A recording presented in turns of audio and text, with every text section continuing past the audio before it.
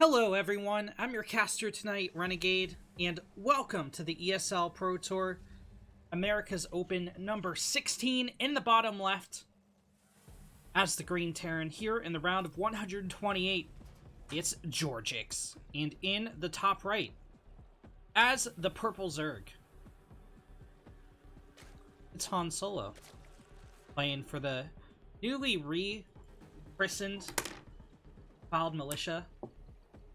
Wait, I forget the whole name of their clan. Like, Cloud Imperium Militia or something. But they're recently rebranded from Extra One Gaming.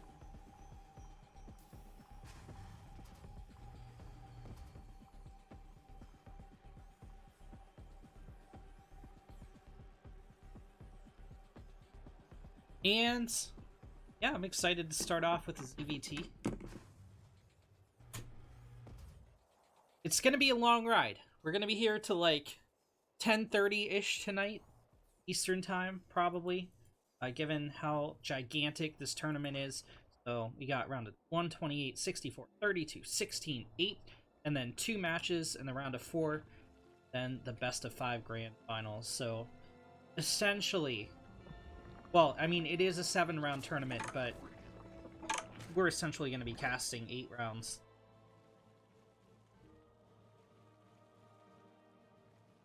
Very exciting indeed.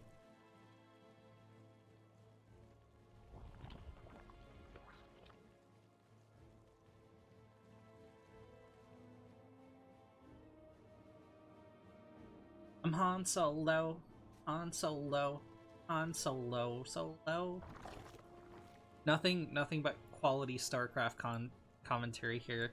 Yeah, so Georgix is opening with your standard command center first.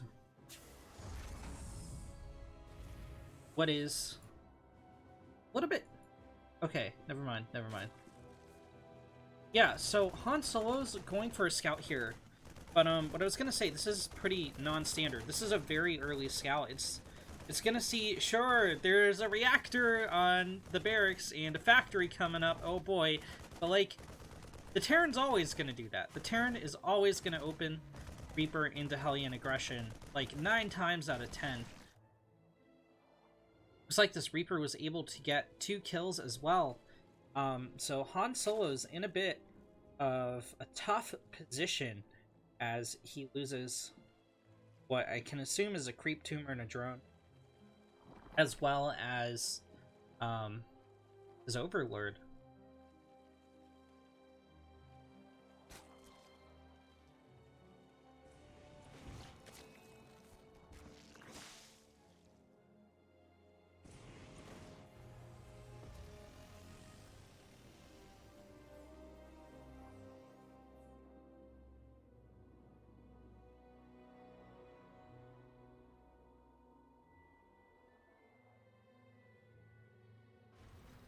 Georgix is tapping at his Xel'Naga as he unites his forces and moves out onto the map for Grass. So, Han Solo did not take a third base, he's instead going for Roach Pressure. But he's not moving out across the map, which he needs to do. Georgix has dropped a fusion core. That means battle cruisers are going to be on the way. Will be vulnerable to this Roach attack. Well, Roach all in, really, for a little while, but the clock is ticking here for Han Solo. Han doesn't have the most speedlings to back this up either. It's just the Roaches coming across the map. 14 lings are on the way.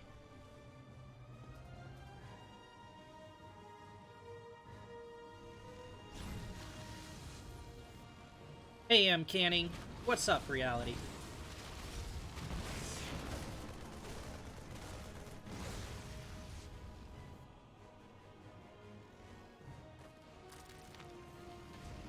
Han Solo's morphing a Ravager in at the front.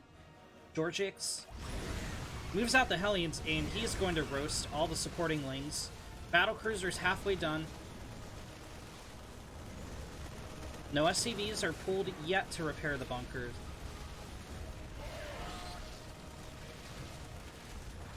Bunker 1 has fallen. Bunker 2 has fallen. Things go into the mineral line. But I think this attack is about to end. The Hellions fry the last link. Roaches are just heading into the main as the battlecruiser pops. Down goes the Ravager. Down goes the first Roach. These guys might trade out for a few SCVs, but this is not game-ending damage or even critical damage to the Terran by any means. This BC is going to blink across the map, and it's going to be frightening. This is not safe for Zerg. Han Solo is continuing to rally units to try and keep the BC at home, but I guess he changes his mind, pulls back to defend the alien pressure.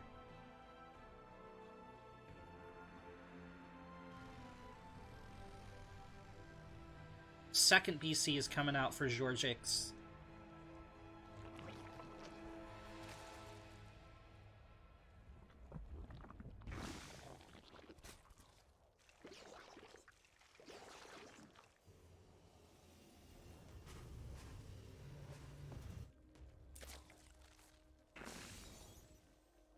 These two battle cruisers blink right on top of a queen. She's gonna go down instantly. Second queen falls, and these guys can just manhandle the Spore Crawler if they want to. Han Solo is taking the opportunity to pounce at the Terran once again. He knows where the battlecruisers are, he knows they're back on his side of the map, and he knows they just used teleport. So he's kind of going for this yellow attack to try and get damage done, but the Hellions are massacring the drones. Georgix is flying the battlecruisers back home, and Han Solo doesn't commit to his attack, so he's going to be turning home to defend against the Hellions. But, like, defend what against the Hellions? 27, 34, 35 workers have gone down. There's only 5 drones left on the field for Han Solo, and he doesn't commit to defending! He goes back across the map once again. These BCs will make short work of the Roaches.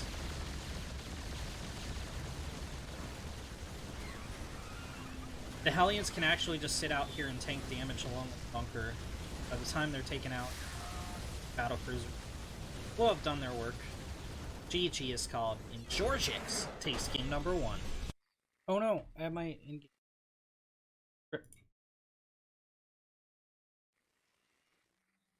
In the top right corner, ever dream as the Green Terran, it's Georgix. In the bottom left, as the purple Zerg, it's Han Solo. Han Solo attempted a Roach all-in. It wasn't the cleanest by any means, but he sure did attempt it. Georgix was able to hold on quite handily, get out 3 battlecruisers, and that was it. He did some Hellion aggression. They roasted over 30 drones. It was devastating to my Zerg heart. But, you know, nerves can also really play a factor in these tournaments. So, let's see if Han Solo can prove that, you know, game number 1 was just a warm-up. He's ready to get back in the series.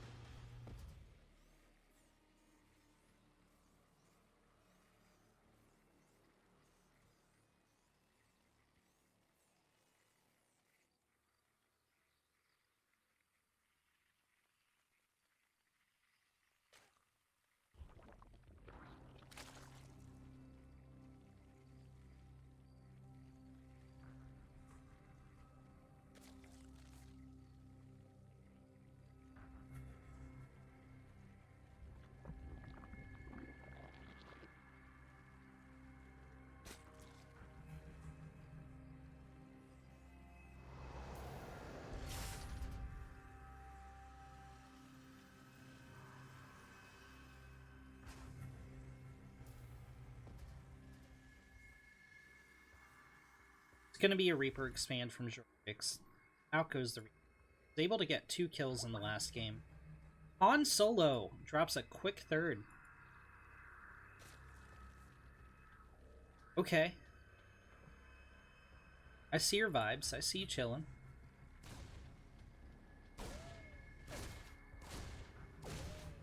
George X is like, what? No drone. 2 lane kills. Pretty nice. 4. Aaron Friend. He's gonna see the 3rd. He's gonna see the HP. He's gonna know the time it went down, and now it's up to him to decide what he wants to do about it. I think we're just gonna see some Hellion pressure, you know? I'm just a feeling. Oh, wow. The factory goes on to the reactor? You don't say. 2 Hellions! I'm flabbergasted, to be honest. I couldn't imagine it. What a Chad Reaper. 3 Zergling kills. And Han Solo, like, made a lot of lings, actually. It's going for a lair. He already has a Roach Warren up. Is this going to be an attempted Nidus? Perhaps? This is a very low drone count Zerg. I guess it's not too low. Georgix is once again going for the fusion core. It's going to get out some BCs eventually. He's totally seen what's up in the... Oh, no, he hasn't. Why didn't he go in for the scout? Oh my god. He's got to know, though, right?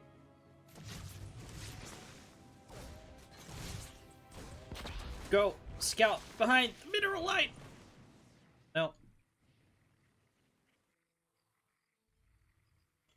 Okay, so, Georgix is going to open with a Banshee. Sure, he's going to send it across around the same time. It's out the Hellion. And Han Solo, despite opening with a large amount of links and, you know, getting the Slayer up pretty early, is droning hard. He's going into Hydra Den. And starting to get out roaches, but continuing to drone.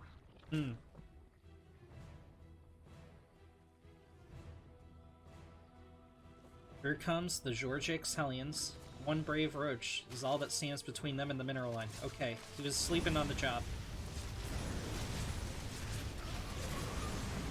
That's gotta hurt. 10 drones go down right away.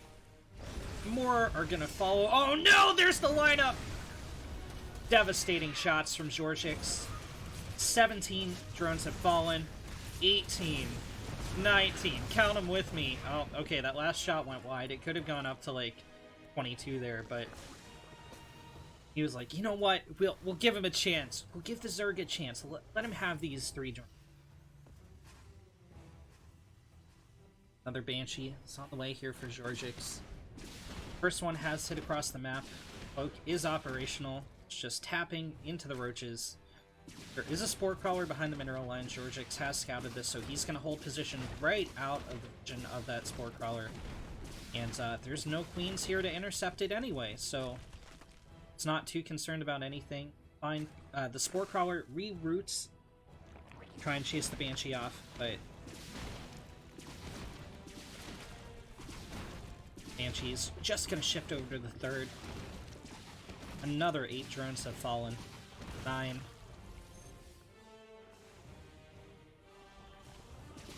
There is a Hydra here, but it's being, like, super ultra mega lazy.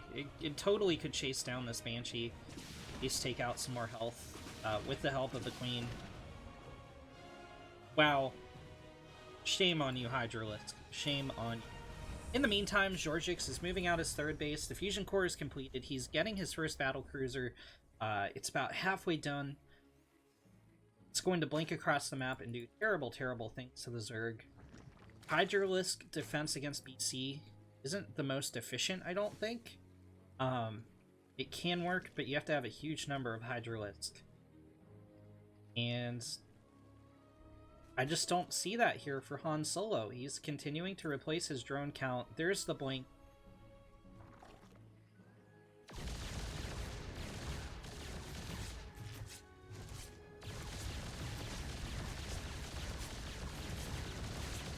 Down goes the Queen. Down goes Hydra number 1. Looks like Georgix is just going to camp the Overlord Cloud. Spore Crawler is going to reroute to stop him from doing that. In the meantime, the Banshees are tapping onto the Spore Crawler at the third. One Banshee will fall.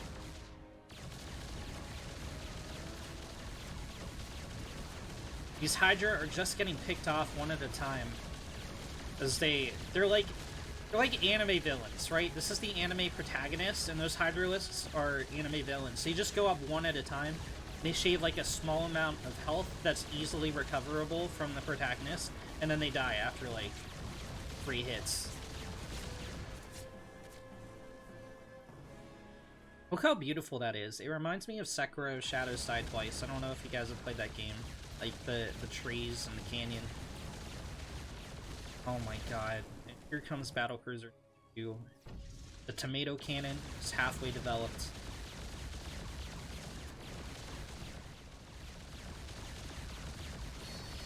And Georgix at this point is just playing with his food. This is now a, well, it's soon to be a 4-base Terran economy against a 3-base Zerg, who only has 30 army supply, and who only has 40 workers.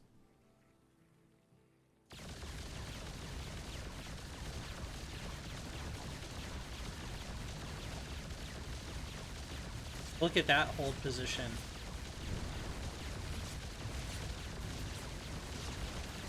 The spores are going to reroute themselves, and the DT just going to fly away.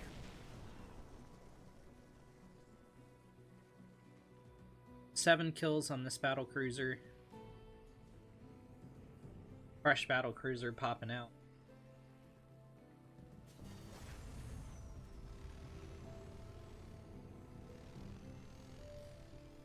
And that's a whole mother smother of mech.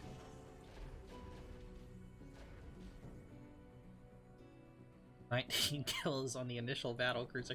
I imagine this is what it's like to be like the United States military, right? Like you do the initial ground invasion, like the first 6 Hellions go down, and then you move in with an army like this. Like you just send these guys in, and like the other armies just like shooting into the air with pistols and like slightly damaging the Apache attack helicopters, and you're like, haha, 20 kills, 19 kills, you don't have any supply lines anymore.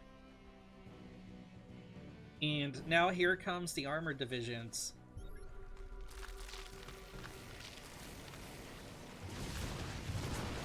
And as much as I'd like to hype this up, this is GG here. I could do the play-by-play, I could be a wardy here, but like only 2 Banelings even hatched. They did connect with the Hellbats, but they didn't actually get any kills. GG is called. Georgix moves on to the round of 6. It's the Battle of the Canadians as 2 Canucks hit the field in the round of 64. In the bottom left, as the black and gold Protoss, it's Maples. And in the top right, it's the blue Zerg. Team Liquid's the little one.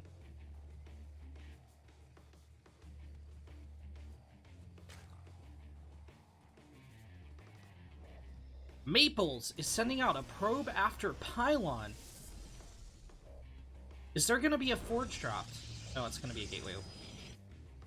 Look, man. Look, you got to hype up the beginning of the game. Maples is trying for the hatch block. It's not going to get it.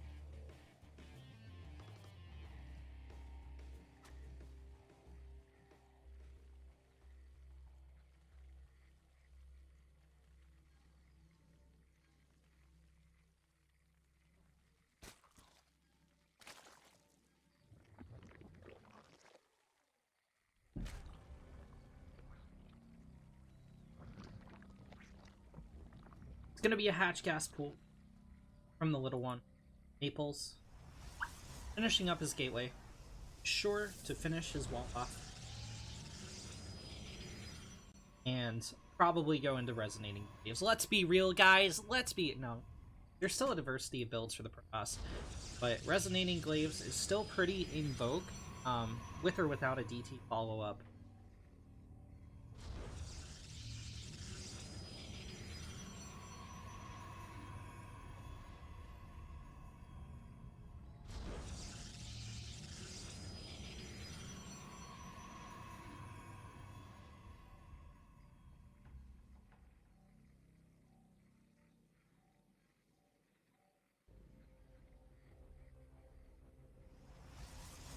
how to make phone stop beeping when I get notifications.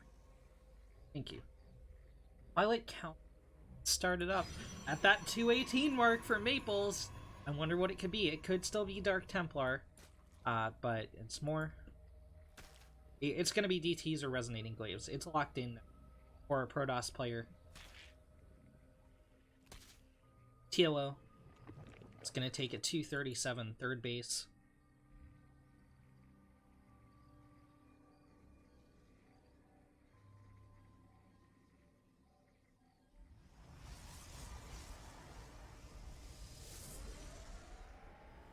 What? I cursed it! It's gonna be Blink. Maples is going to Blink in a PVZ. Okay, alright.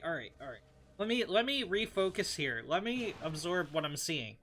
So, this is something I've seen my teammates on RNG Pro do. D. Droze, in particular, is like, bro, Blink is the way. Intuition's been trying it a little bit, but Prototype can still dumpster it. Like, I guess this can work. I guess, right? Like, I don't think it's the common meta right now. TLO's going for a little bit of a Ling pressure here. There's no +1 or anything crazy like that, so no Ravagers behind this either. He's just trying to take out the Cyber Core, I think. He's not going to stop Workgate from finishing. I don't know how I feel about this. I mean, will he get the Cyber Core? Yes. Is he going to get further into the base? No. He lost quite a few Zerglings for it. Oh, you know what? No, he scouted! Did he know? Wait, no, never mind. Is this high IQ play because it's Blink, so now there aren't Stalkers because the Cyber Core got picked off initially? But, like, even so, the reason why I didn't comment on that immediately is because, like, by the time the Warp Prism's out, the Cyber Core is going to be back up anyway. So it's not really a delay on the Stalker count, I don't think. I don't know. I haven't really seen too much of this style. Like I said, it's been mostly my RNG Pro teams practicing this, but see how this plays out. Maybe it's just caster ignorance. Entirely possible.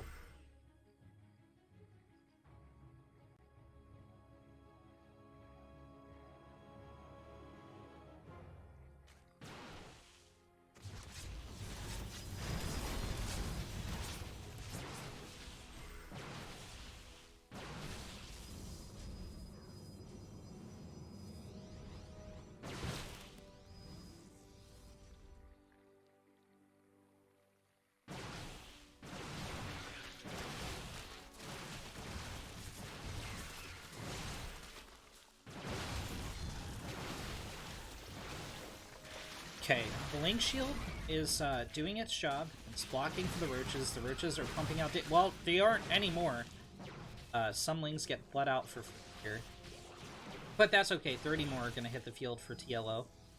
And I think he might clean house. There should be more Lings flanking from the other... Oh. They haven't all popped yet. Okay, yeah. He's setting up a Ling Flake from the other side to limit the mobility of these Stalkers. Huge blink back for Maples, but that, of course, means that tactical blink isn't really going to happen. The Warp Prism goes down. TLO has held here. Maples is going to keep up the pressure, but this is on a pretty big timer.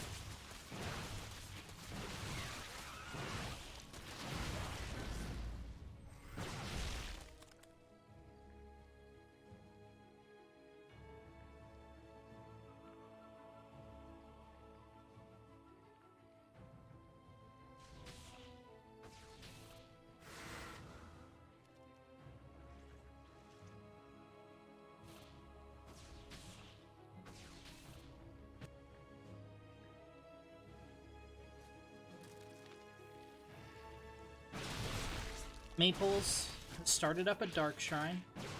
TLO is still holding, and that Dark Shrine's pretty far away. These Adepts are not going to be able to shade in there. Maples needs to make sure he doesn't get concaves. And that's exactly what's happening. Blink should be off cooldown in about 2 seconds. Yeah, there it is. But, I mean, this whole time, TLO's just been trading very well. You can see 700 more resources lost for the boss if you look at the bottom right corner of the screen. And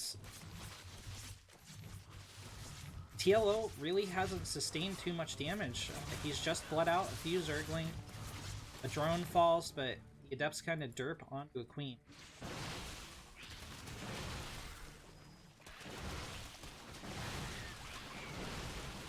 Roach Speed is about to finish up. And that's going to make these Roaches even more effective as they try to defend.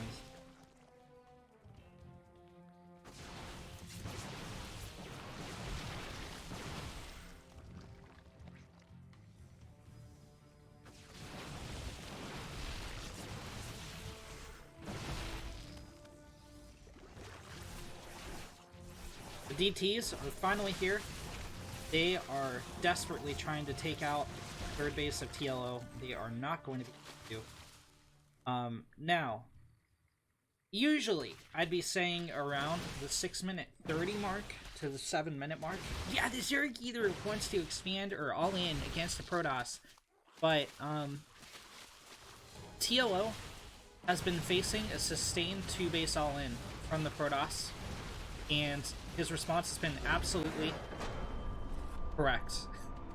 Let's read that blurb there. IDK How Showtime was beating 6.5s with this. GG.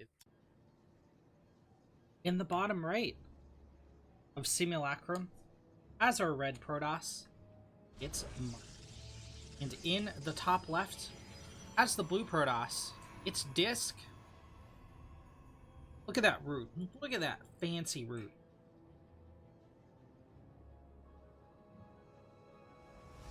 PvP. It's widely considered the coin flip matchup. I personally disagree, but I'm a Zerg and I'm an ignorant caster, a hype caster at that. So, you know, don't take anything I say any merit.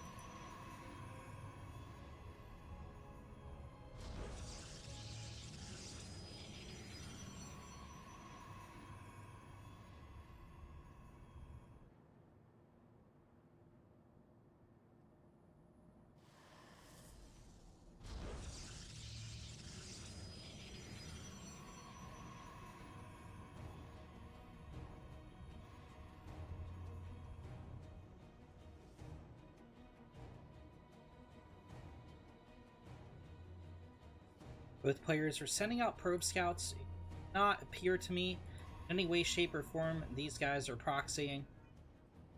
These guys are looking for a couple things. They are looking... Oh my god. Wouldn't you know it, man is proxying. Okay. So what these guys are looking for is 2 pylons in the opposition space. You'll see here, Disc's second pylon is in his main.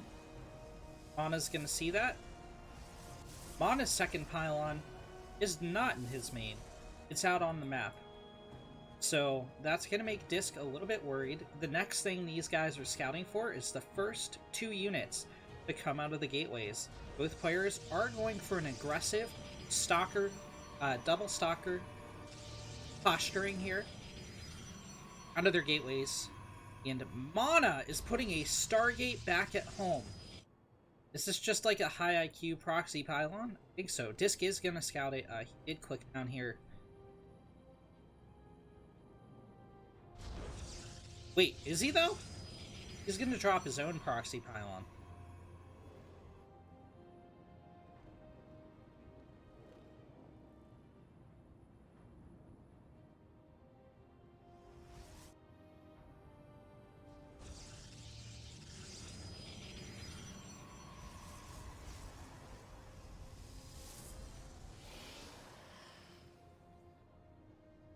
It's going to be a Phoenix play out of Mod.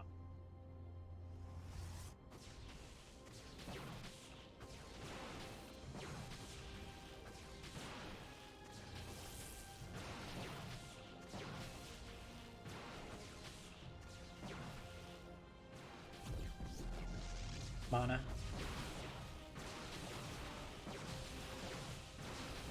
Moves to engage blue stalkers, but that's not a fight he's going to win here. Disc has the number. Oh, with the Phoenix lift, that's going to turn things around a little bit. But Mana's still taking quite a beating here. And yeah, he can't win. He actually loses this engagement.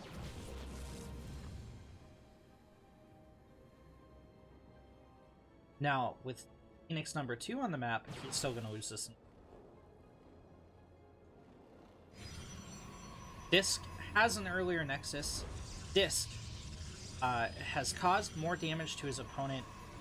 Mana does have superior probe count, but it's oversaturation on the main, so they're not mining the most efficiently.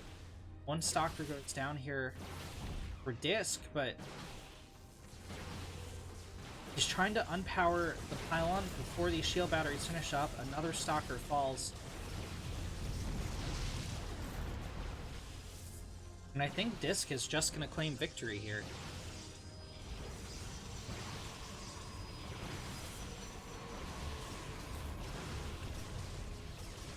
Boys are being pulled to help tank damage and fight, but I don't think it's going to be enough for Red Protoss.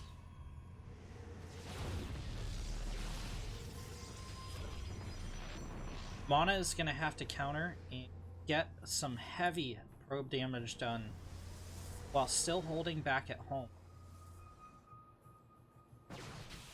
Intercepted.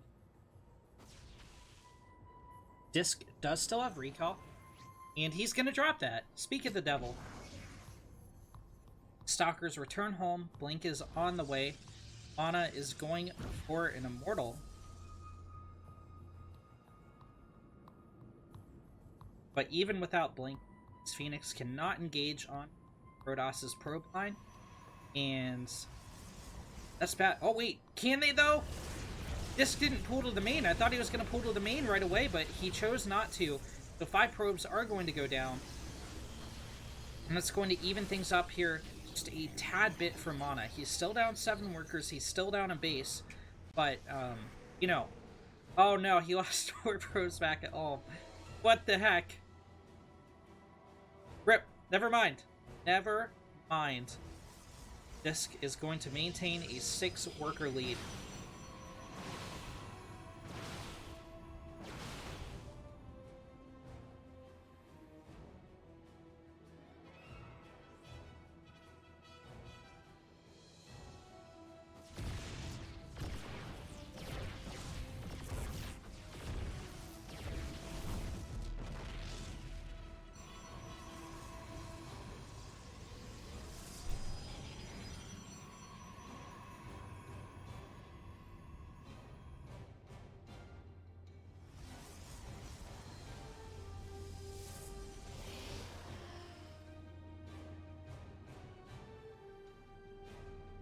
Robo Bay is finishing up here for Mana.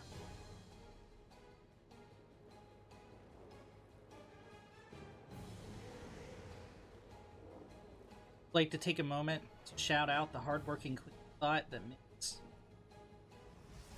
all the dead bodies disappear off the map so they don't overload our RAM. 3 probes go down here, but Mana needs those Phoenix to defend at home. Disc is closing in with Blink Stalkers. It's going to 2-shot this Immortal. GG is called. In the bottom right corner of Nightshade as the Red Protoss. And in the top left as the Blue Protoss, it's Disc.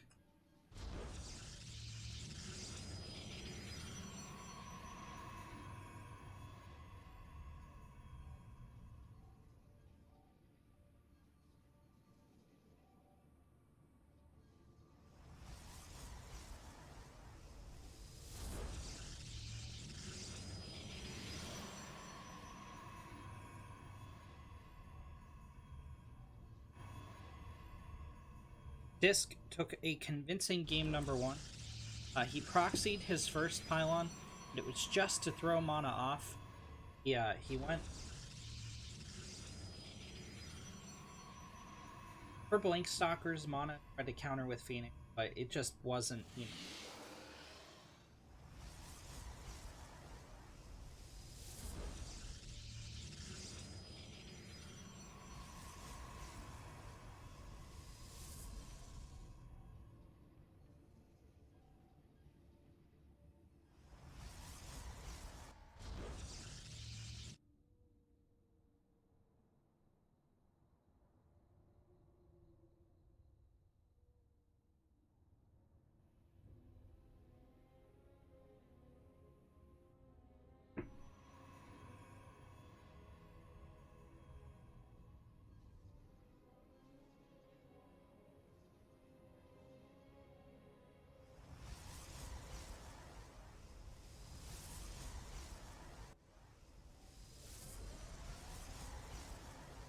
Disc. A suspicious probe around the side of the map. This is most certainly a proxy.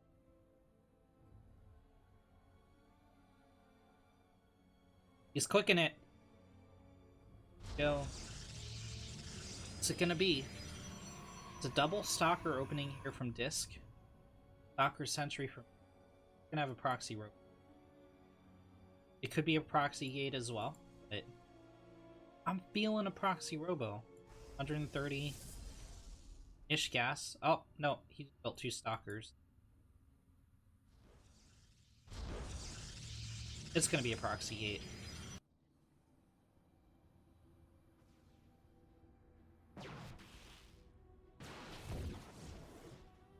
Disc claims first blood.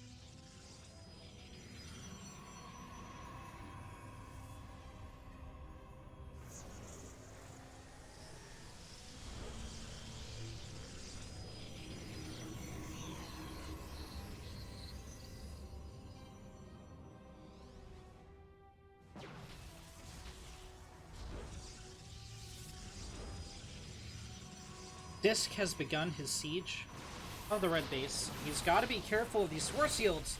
First Stalker has fallen. Disc still has the numbers to break through here. The initial shield battery is half out of energy, but 2 more are about to pop. And once they do, this isn't going to be enough Stalkers to break through. Okay, 2 of the Stalkers went down, but with 2 shield batteries, these guys have the health of, like, multiple Tempests. And, I think Disc's time might be up. Breakthrough. Immortal's on the way here for mana as well. Still a full energy shield battery out for mana, and this time mana is the one with the earlier second Nexus. Disc is going into Twilight Council. Now there's an Immortal on the map. Like, no, you just don't break through here, Disc. There's a pylon block on the high grounds.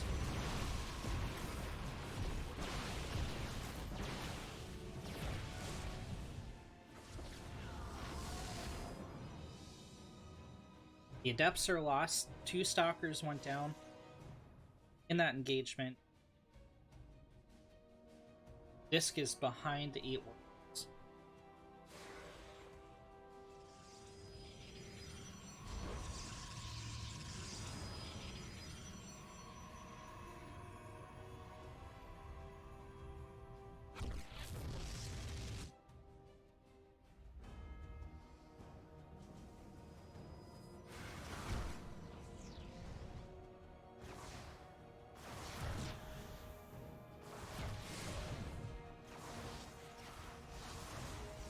Shield battery is going to prevent a little bit of damage from these Adepts. 4 probes did go down.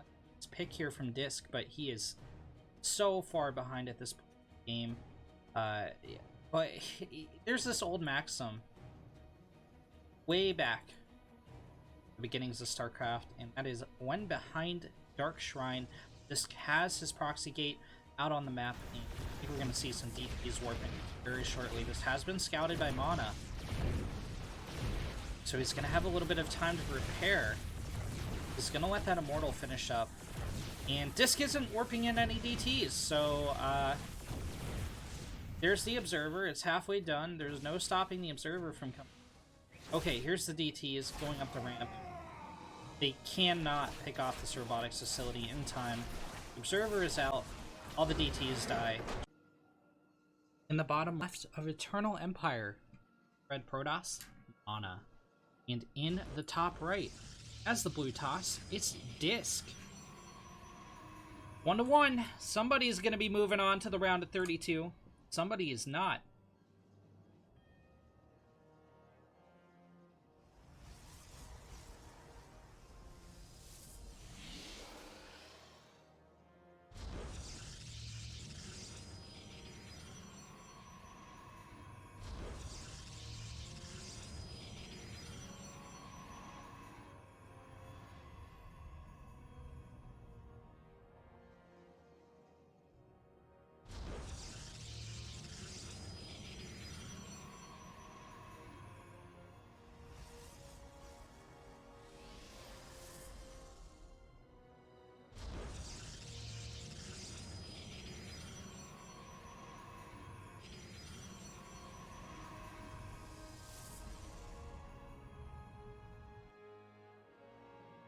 This kind of flopped with his proxy gate last game. He just wasn't able to get in there to stop Mana getting up his shield batteries and destroying his defense. And then once those shield batteries were up, he overcommitted. Can't really take down a superior number of forces when they're backed up by 3 shield batteries. That math just it doesn't check out, man.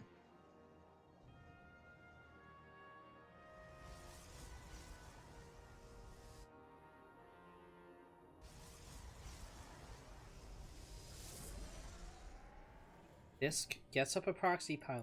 It could be a fake proxy. Although, I'm not so sure. It's double stalker opener. Toss.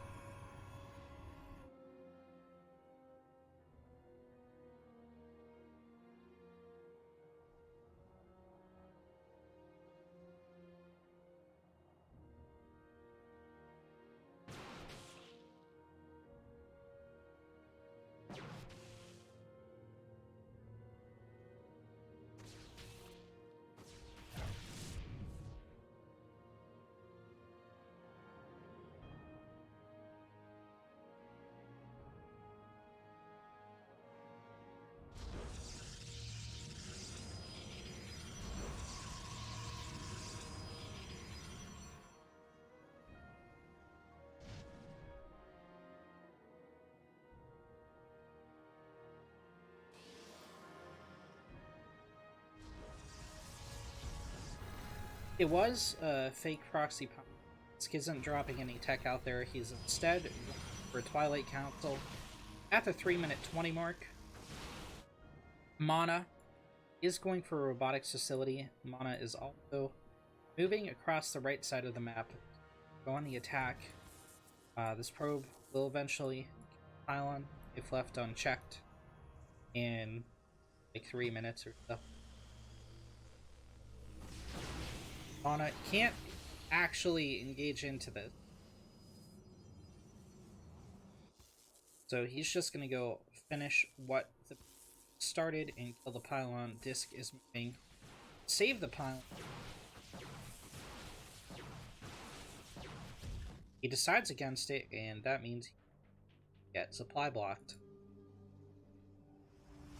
Disc finishes up a forge.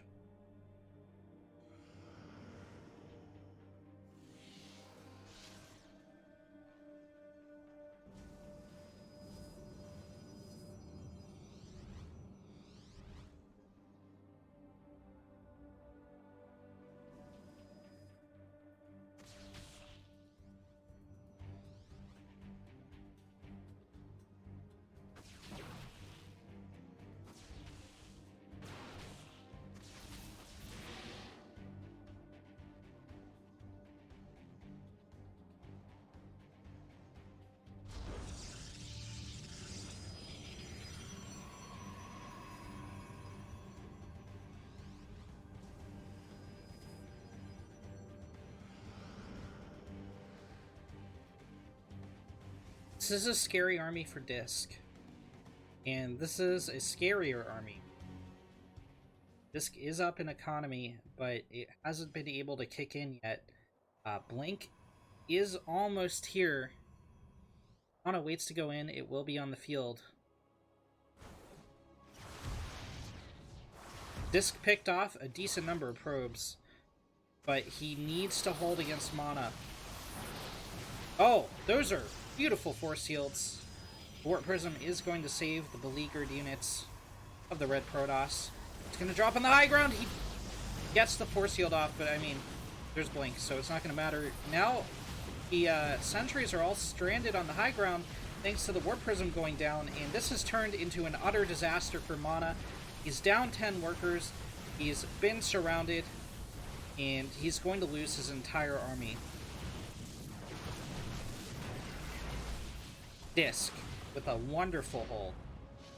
A masterclass in how to hold an army 50% bigger than.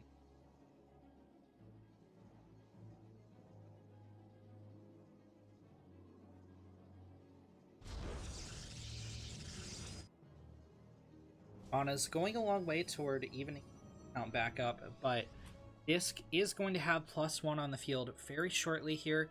It's getting up a third base, a robotics facility going down for Disc as well, and Mana doesn't have any counterattack potential. It's just the immortal, just the 2 immortals here to defend. Now, they should be more than enough to defend against the Stalkers, but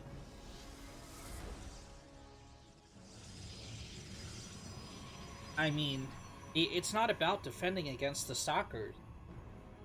Mana really wants to take a third here. He's itching at the trigger to take a third. He's dropping his own forge. He's getting out another prism. Oh no, he moves the Immortals out of position, and at that moment, Disc pounces. He picks off a probe, and gonna back out.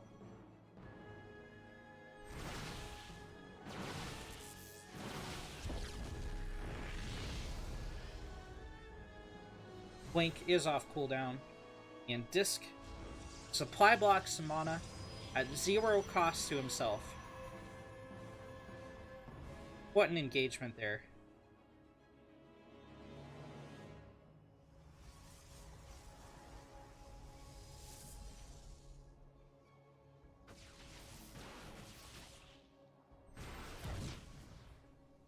But Link,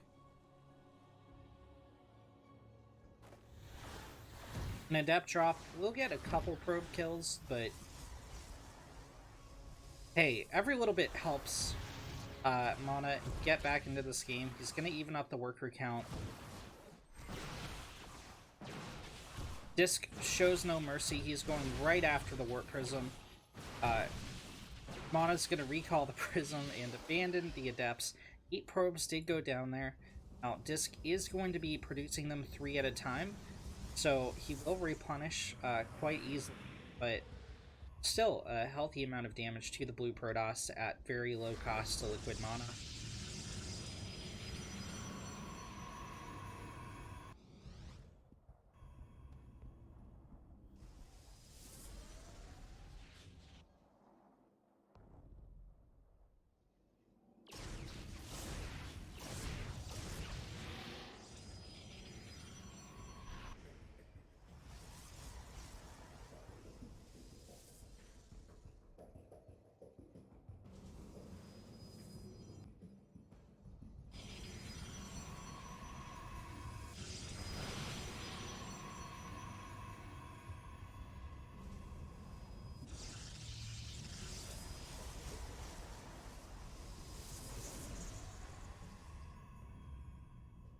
Ground weapon.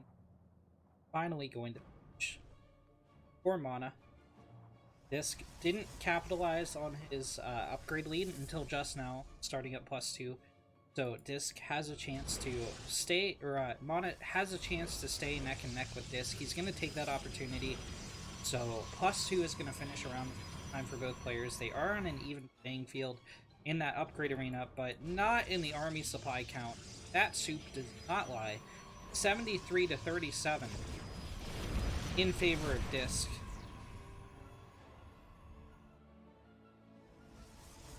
Mana would be very screwed if Disc chose to move out right now. The amount of charge lots on the map.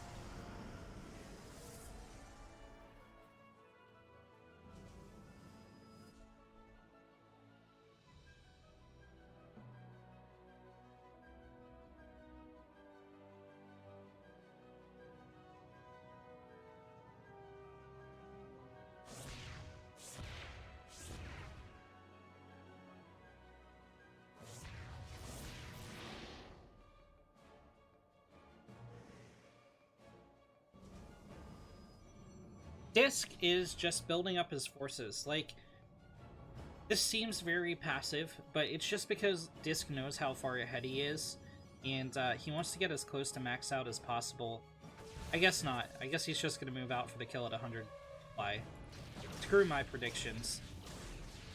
He does have 600 gas and 1,000 minerals in the bank, though, so, I mean... yeah, could definitely spend that on some high-value units, but he wants to hit as +2 finish. He's going to have a very small window of time where he has an upgrade lead.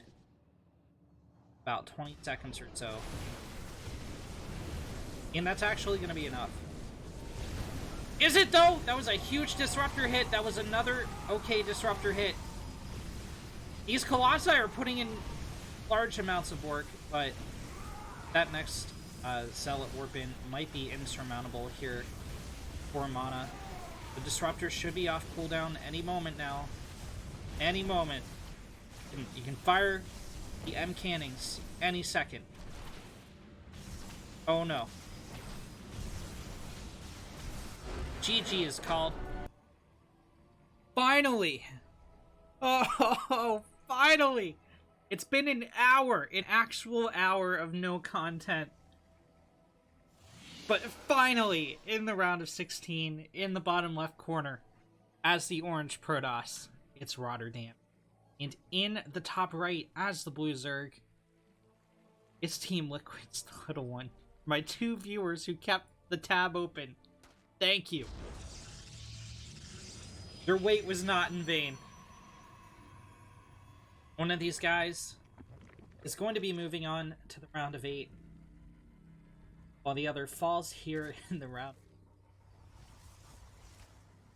And, my god, I finally get to cast a game, and it's going to be a proxy hatch against a cannon rush. Or is it? Is it going to be a cannon rush? He's going to cannon rush the proxy hatch, isn't he? No, wait. No. Cannon rush. Please cannon rush the proxy hatch. Oh, it's not. He's just going to play it safe.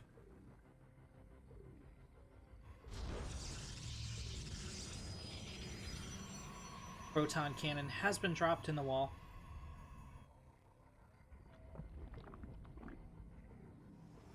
Will be finished for this hatchery, which is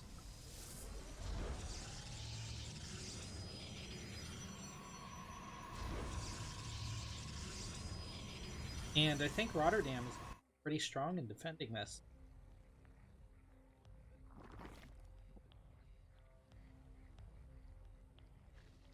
The little one starts up a roach warren.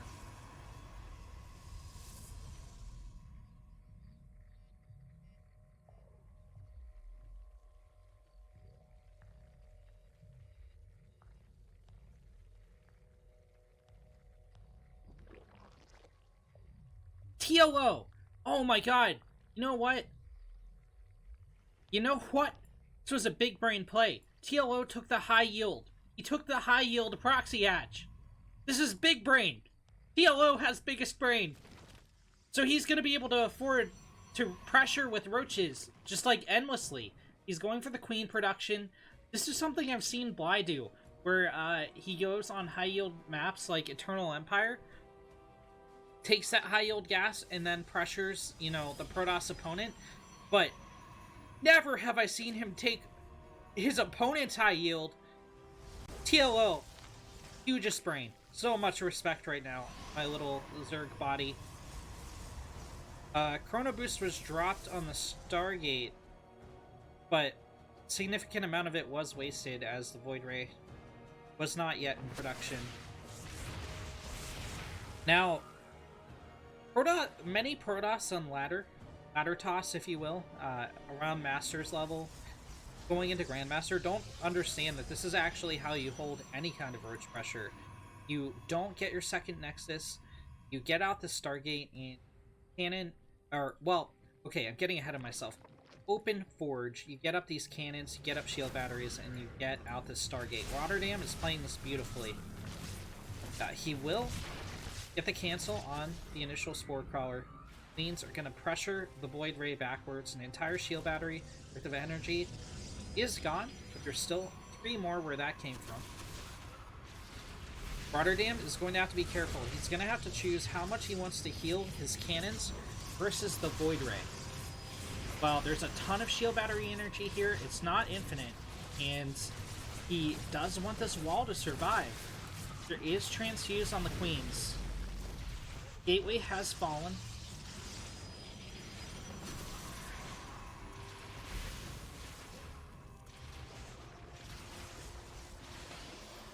Cybercore has fallen as well.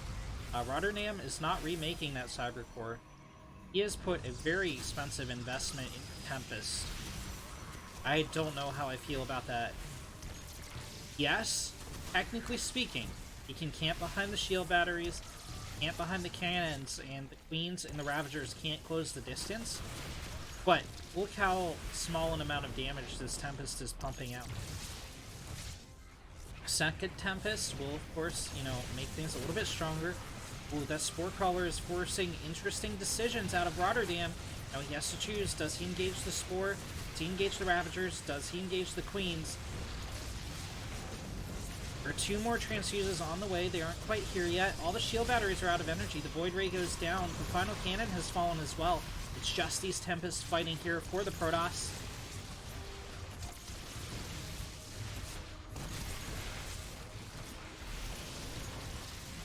Stargate is about to fall. TLO cracks the Stargate. Tempest should be able to take out these 2 Queens. In fact, they will take out these 2 Queens. But TLO is still reinforcing from the proxy hatch. That high-yield gas is paying so many dividends. He's now flooding out slow lings. He's going into the main. And the probes have begun to fall. There are only 12 workers for the Protoss against the 24 of TLO. That number is dwindling even further. The shield batteries aren't much help at all. The final workers are going down. It's 1 probe, the 24 drones. And Dr. Dario will take game number 1.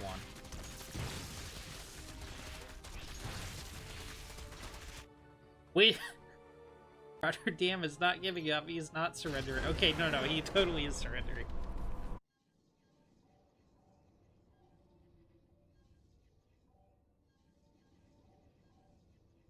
In the bottom right corner of Nightshade, as Protoss, it's Rotterdam. In the top left, as the Blue Zerg, it's Team Liquid's the Little One. Rotterdam is at the peak of his career right now. You ask anybody around the scene, he's really been a competitor since, the world situation has started.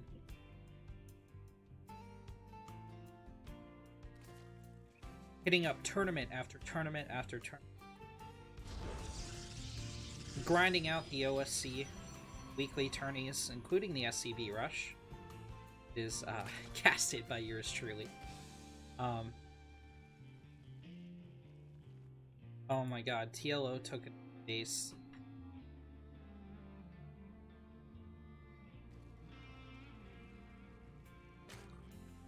Rotterdam, Huntforged first. He's worried about a proxy hatch. He's looking for it. He's not gonna find it. He is never gonna find this hatchery.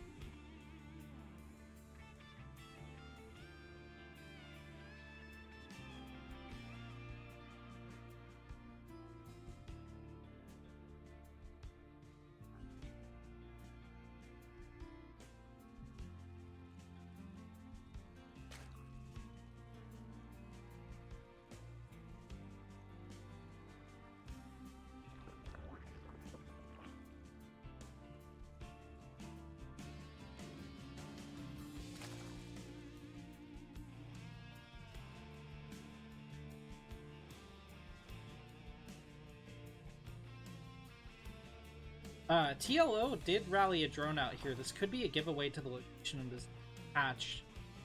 I don't think Rotterdam was paying much attention to it. It just clipped the side of this pylon's vision for a moment, if it did at all. Would have been a very tiny blip on the map. Oh no, this probe spent so much time scouting around, and it still can't find... Wait, no, did it? No, the vision code is just out of range. It's literally the next hex. Oh my god. That is just the unluckiest for Rotterdam. Had the creep spread out one more hex, you would have figured out what's going on, but he just doesn't know. Roddy's going into Stargate, no surprise there. I mean, with this Forge First opener, and how far away the space is, like, Roddy could have easily cannon rushed it, but he scouted pretty much everywhere but where TLO actually put his second hatch.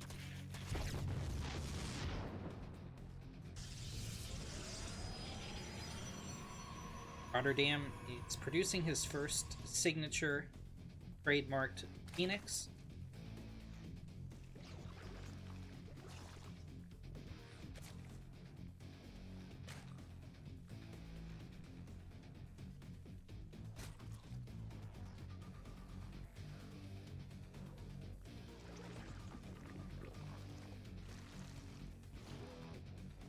Here comes Phoenix number 1.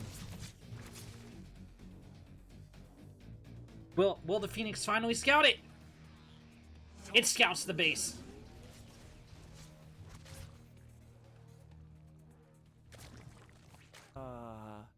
Meow? Bennett James, thank you so much for the follow. Really appreciate that, my man.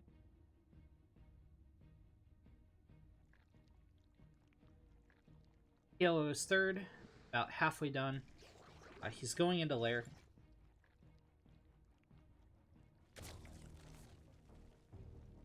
Spores out to defend against the Rotterdam.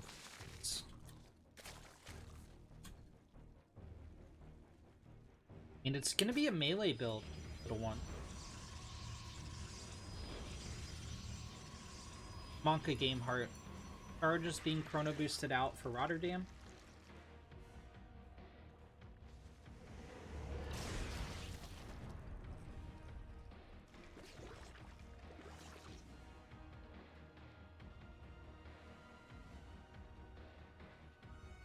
Baneling speed is on the way. This could be Lingbane Hydra, it could be a full-on Baneling bust. The way TLO is maneuvering his units right now, it's looking like he's going to tap in, see if there's a third base, and possibly go for the bust. Rotterdam should be taking that third base as he is going for +1 ground weapons as well as charge.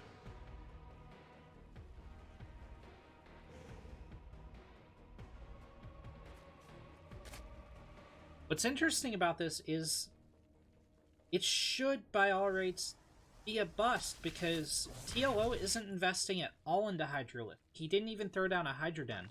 He's just going for the Ling Bane. I guess he's like, well, hey, I have a mass amount of Banelings. You're not going to be able to lift them. You only have 5 Phoenix, and no matter how much energy they have, all they can do is lift 5 Banelings. And that's going to diminish their power. Rotterdam, however, is going into a Dark Shrine.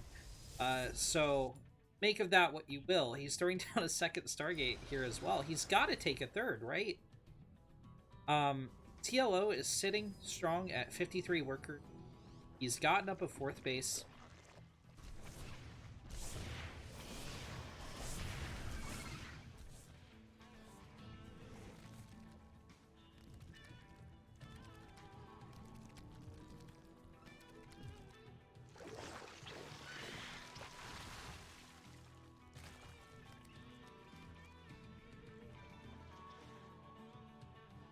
Roddy is going on the attack, but he doesn't have enough to break TLO here. He is going to eat Banelings right to the face. Look at those explosions! So efficient here from TLO. He does his best not to cause unnecessary detonations on, you know, that duo of zealots, that dyad in the Kala. See what I did there? He only eats like 2 drones in damage. I think it was more like 4, but whatever. 26 more lings are hitting the map, and he should, by all rights, be able to get a cancel on this third base. Here comes the cavalry. That's the rest of the Ling Bane floods. Cross map. The zealots are falling one by one at this third location. DTs are out, but look how many Zerglings they have to one-shot. My god, and there's going to be a manual detonation on CTs, I guarantee it. Yeah, there it is. Rest of the Banelings roll into the pylon. This wall is broken. It is not a full wall off. A force field will force the Lings away for now. The TLO has done great damage to Rotterdam. +1 arrow weapons are about to finish up here. TLO, it's getting out of Spire. It's getting out +2 melee.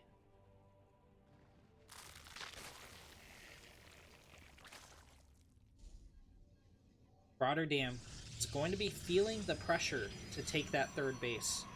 He is heavily mined out, and his more mineral patches are disappearing. A couple seconds. Yeah, 10, 5, 0. This patch will mine out next, I think. Yeah. But this is a beleaguered Protoss. The Phoenix aren't going to be the biggest help against this much Ling Bane.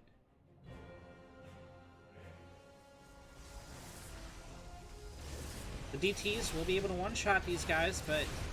oh no. Every time they slip a Baneling, they put their lives in danger. There was a huge manual detonation there. TLO wasn't taking any risks. GG is called. We are warming up our time spinner, going back to the round of 16. In the bottom right corner of Nightshade, it's the red Protoss, parting. And in the top left, as the blues, it's Cham, reppin' Team Exxon. Exxon's a newer team on the scene. They've been around like 3 months, I think. Dricket's been doing a great job rallying the boys and girls. They have quite a few A-listers like Nina, like Jennison, more Sham Meow, of course Cham, as well as quite a few others.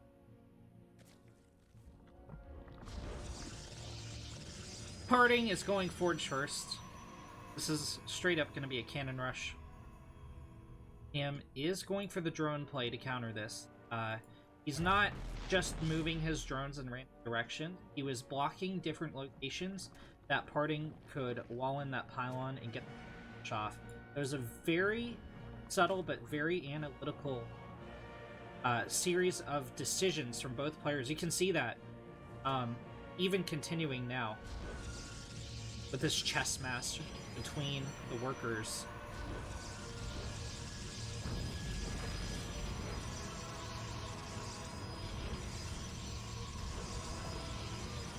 Parting is able to get the full wall off, though, and Cham's kind of screwed. This cannon will finish no matter what. Cham is already transitioning out. He has the Roach Horn started up.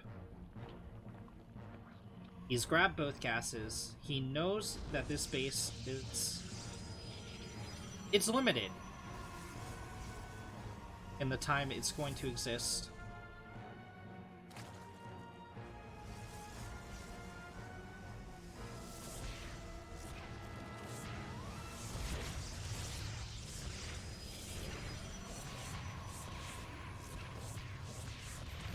Robotics facility is started up here for Parting.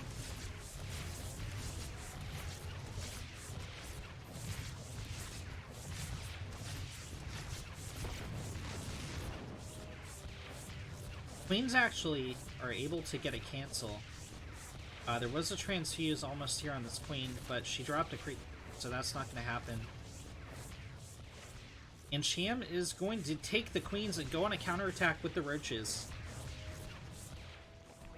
We're going to call these guys the Stardust Crusaders. The Stardust Crusaders are leaving Japan on their way to the Egypt that is Parting's base.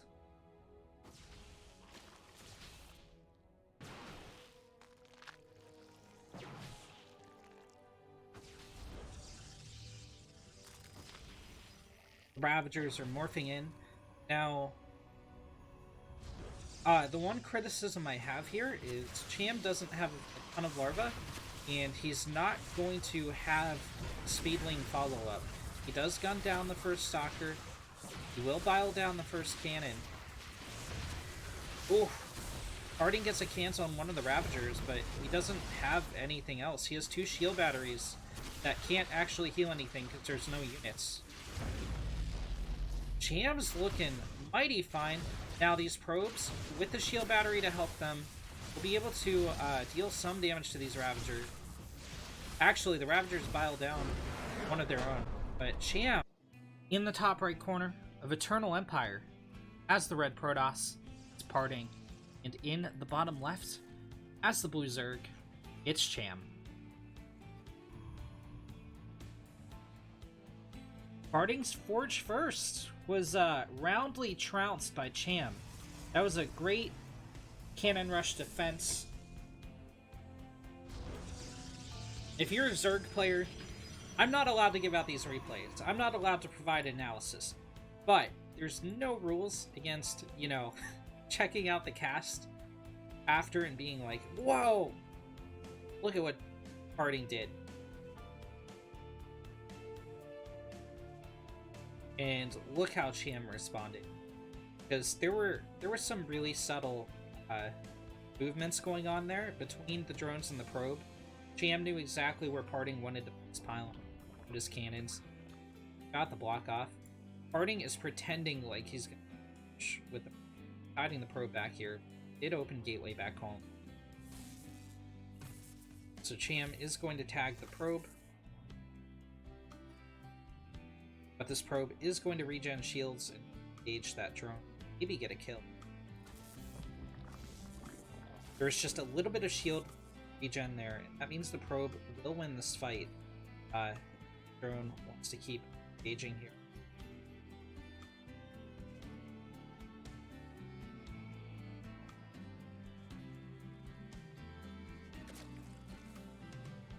Parting is just such a micro god. So good.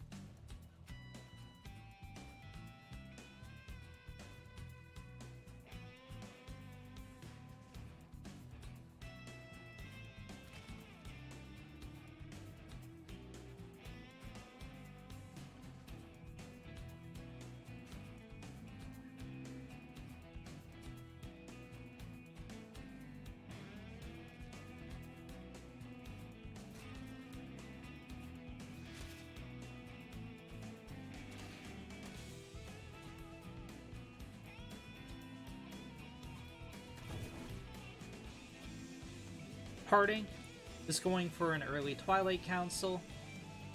This is either going to be his signature Resonating Glaives play, or DTs, or Resonating Glaives in be any of those. Isn't that incredible? Look at the shadow Hydarian Crystal. 100 or 99% useless facts with Beer Dragon. A Nexus casts a shadow that is the color of the Hydarian Crystal. Whoa.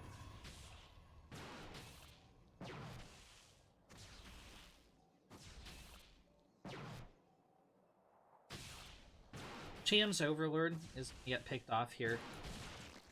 Okay, so it didn't get to see if there was a Dark Shrine or if these little lights were going off on Twilight Council. If these little lights are flipping up and down like that, it means that the Twilight Council is searching something. And that's what Cham was sending his Overlord back to try and look for. So now he's got to be prepared for both and Resonating Glaives Adepts.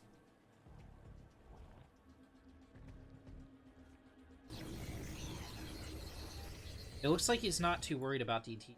Actually just going straight into Road Swarm, not dropping safety stores or anything.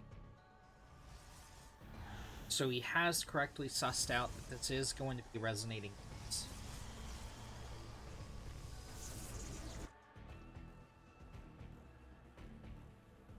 Cham has plenty of early warning.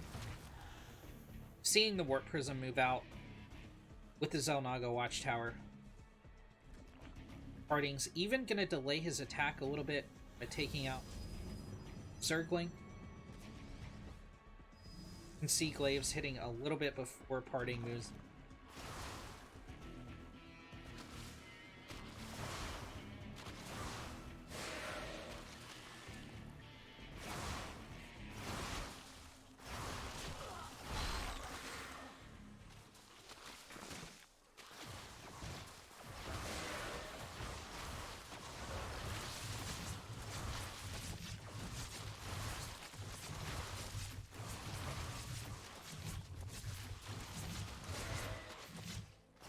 Ten drones have gone down in this attack. Parting is looking for something more like 15, but the other part of that equation is 10 drones went down to the first wave of the attack. So I think it was like even for Parting.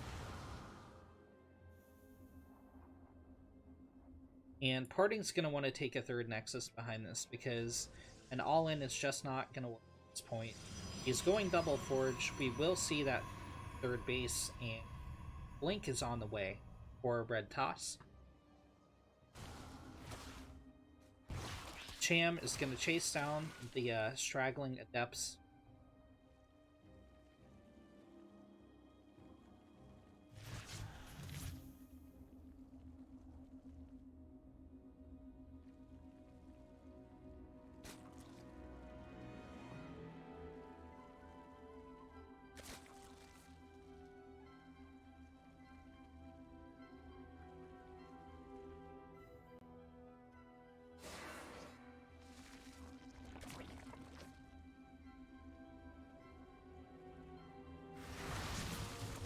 Parting lets the Shade finish. He's going to pick up.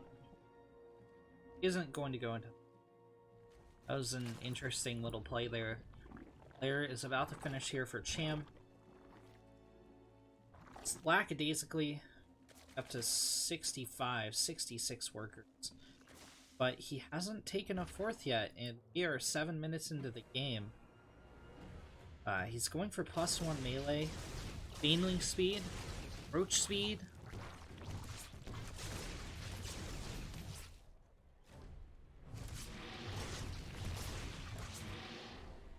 Cham needs to be thinking about going for 150 supply all-in or something, because this fourth base is actually pretty late. It's about 40 seconds late.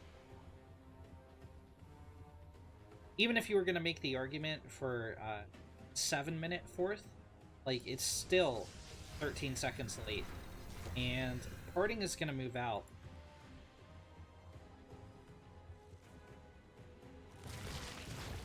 Cham is up in army supply, but Parting has 3 high-value immortals on the field.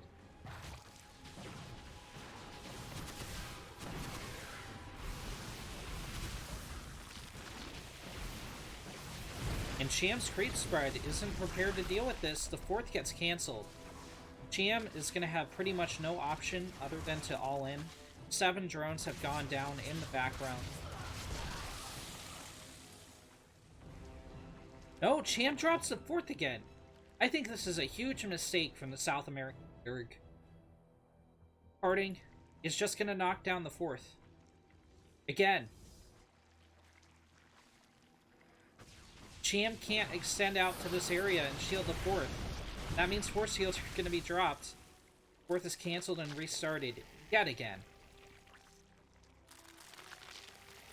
In the meantime, Parting has had this Nexus running for like a full minute now. And Zerg is going to struggle to deal with a Protoss on this big an economy. Parting isn't even committing his full army here. He gets the cancel again!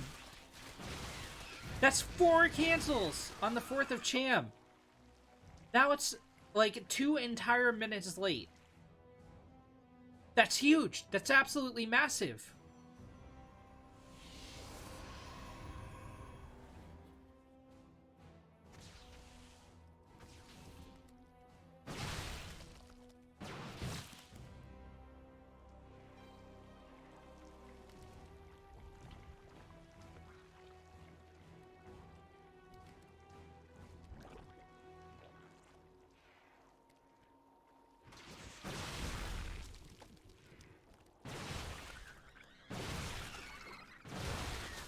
Parting gets surrounded, but Blink's going to be off cooldown again.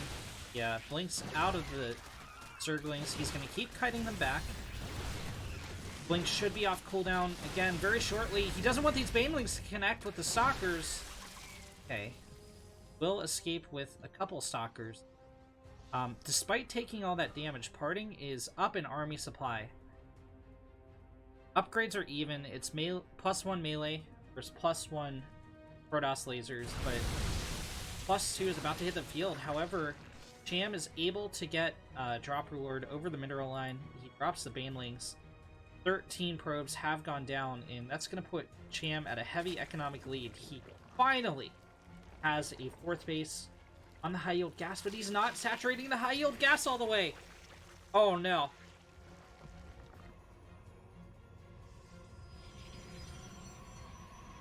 Hey, Drikit, welcome to the stream, man.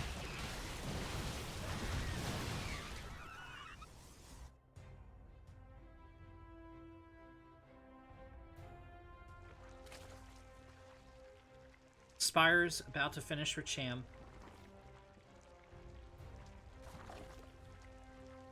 Hive's about to finish for Cham. I don't know how I feel about Broodlords going up against this kind of composition. There's just so many Blink Stalkers. Like, this is a ludicrous amount of Blink Stalkers, actually. Yeah. So Cham's gonna go into Adrenal, or Zergling attack speed terms.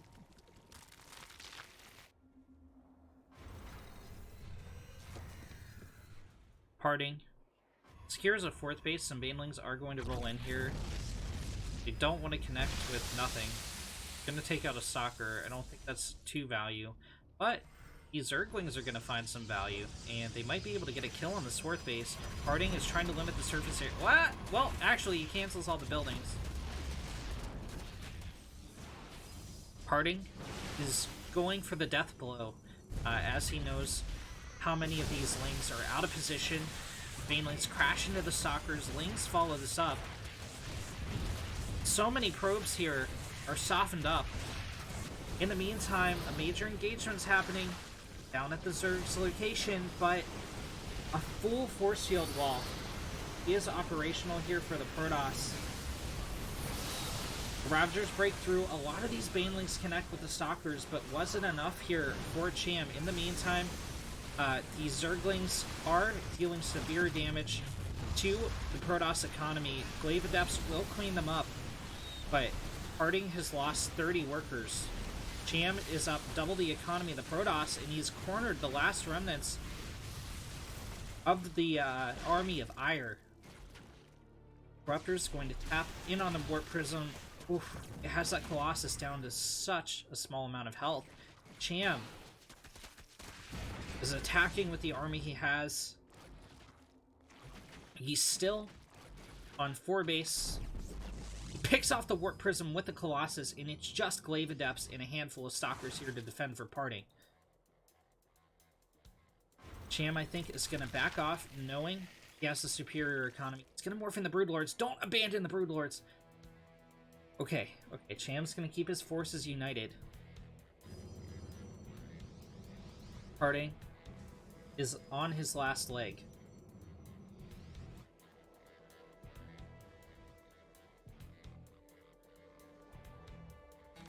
Broodlords have finished, and this is too late for a Protoss hero. The Stalkers are being shelled down. GG is called, and Cham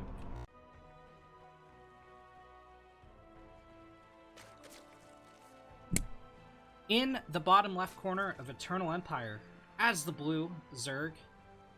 is Team Liquid's The Little One. And in the top right corner, from Team Exxon, it's the Red Zerg, Cham. We're here in the round of 8, trying to figure out who our first semi-finalist is going to be today.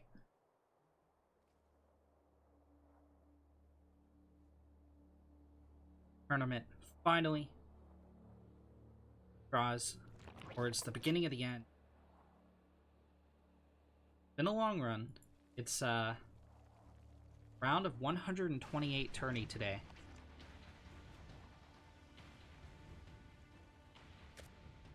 TLO goes for a quick double expand. That is insanely risky in a ZVZ. I don't know what he's thinking. This is very high risk, high reward. His pool is going to be late.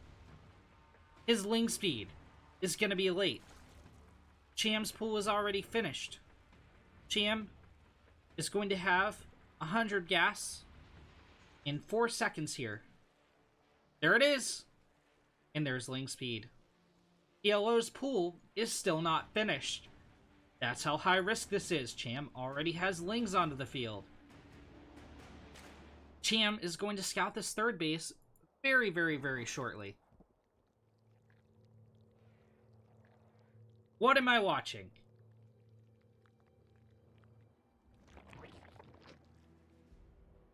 Cham takes his own third at a much more reasonable 2 minutes 40 seconds. 4 lings are coming out to harass this third base. TLO has ling speed about a third of the way done, compared to almost 2/3 of the way done for Cham.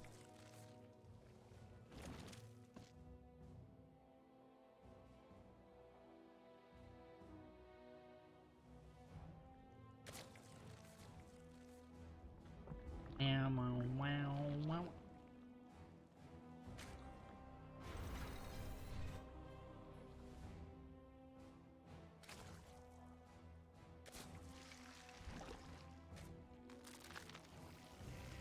TLO's morphing in some defensive banelings. This blue Zerg got away with murder. This is insane that he is still alive after opening double hatch in ZVZ. Before pool. 2 hatch before pool. He's alive 4 minutes into this game. Cham is finally going to go... no, he's not even going to bother going on the attack. So, Cham's going +1 ranged. Did he get his Roach Warren up already? I don't think so. I didn't see it go down. Both players are going to be even in worker. TLO starts up a later ranged. Both players start their lair at pretty much the same time. TLO is going to have the earlier Roach Warren. TLO has the earlier second and third gas. Cham's actually going to go up to 4 gas. I don't even know how to predict this game. Like, what? What is happening here?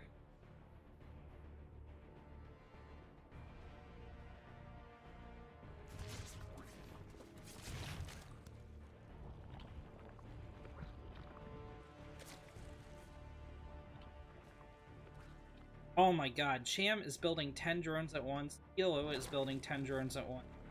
Like, Cham's going for a 4th base 5 minutes of the game. TLO is going for a 4th base. TLO is attacking with Zerglings. He's not marching them all together either. He's marching divided, fighting united.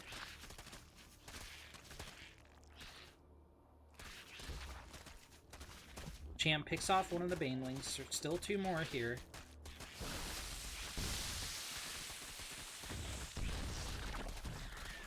Cham's able to get the cancel off on his 4th.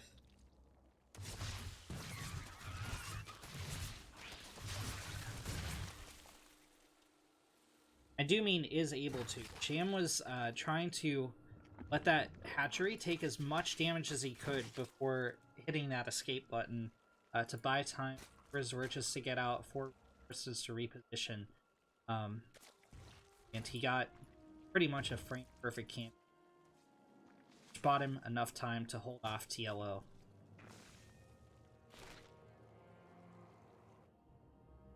TLO is going for a Spire play. Cham is going to engage with pretty much an equal number.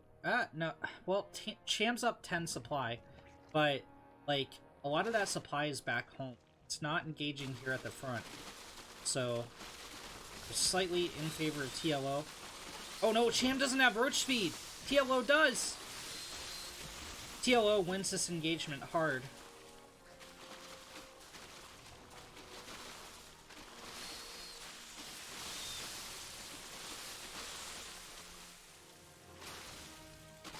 And Cham is going to be in trouble. Mutalisks are hitting the field, and Cham is going to have to find an answer to this. He doesn't have any spores down. He is blindly going into Hydralisk. I think blindly. I don't think he... Did he get a scout on the Spire? Where even is that Spire? He did scout the Spire. Okay, so this is not blind Hydralisk, but... Okay. TLO's got to be careful. He loses 2 of the Muta. He loses 3 of the Muta. And all of a sudden, Cham is winning the battle. +2 is going to hit at the same time for both these players. But TLO is going to have +1 air. A little bit more effective. Cham's transitioning into Lurker Den. Well, into Lurkers. Has thrown down a Lurker Den. A couple Overlords get picked off for TLO. That's going to supply block him. And that's going to hurt quite a bit, actually. For the Blue Zerg. TLO is moving up into a concave. He's kind of like trying to drill through the front line of roaches so he can take out the Hydralisks and allow these Muta to pump out damage as he retreats back to his base. Wasn't quite able to do that. All the Mutas are down. And TLO is going to be forced back here. Army supply is even, and of course TLO has defender's advantage. Contaminate is dropped on this hatchery.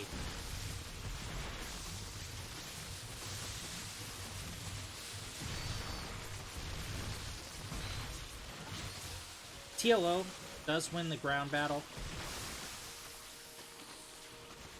But this is still a tug of war. Army supplies are even. TLO is going for +2 Carapace. Did Cham get Carapace? Wait a minute. Cham's going for +2 Carapace. Okay. Instead of Carapace, TLO went for air weapons. When Cham has +2 Carapace hit the field, TLO's Mutas are going to be like non-entities. They're going to be so ineffective against roaches, it's not even going to be fun. Especially since, you know, TLO was trading them out. But I think TLO realizes that. He's going into his Hydra. He's going into his own Lurker. This has been a really scrappy Zerg vs. Zerg.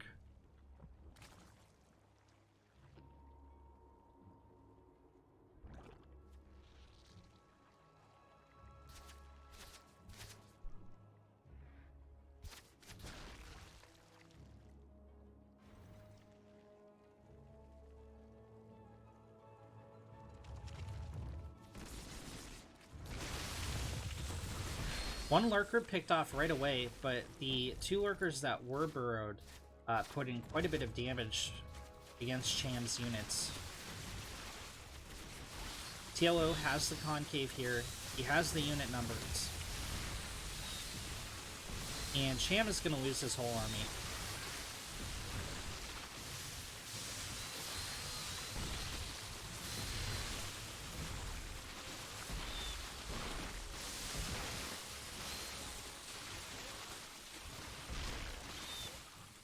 TLO just positioning battle there.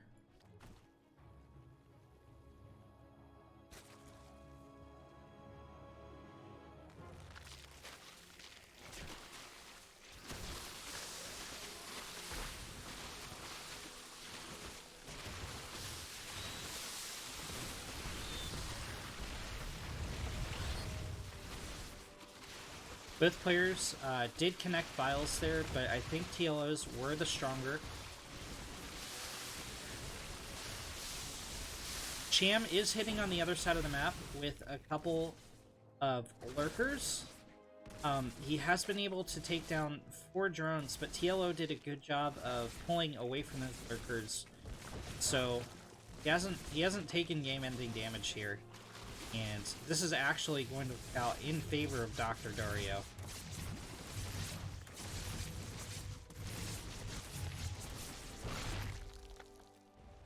TLO is dropping a Nidus in the main of his opponent. 5 has hit the field for Cham.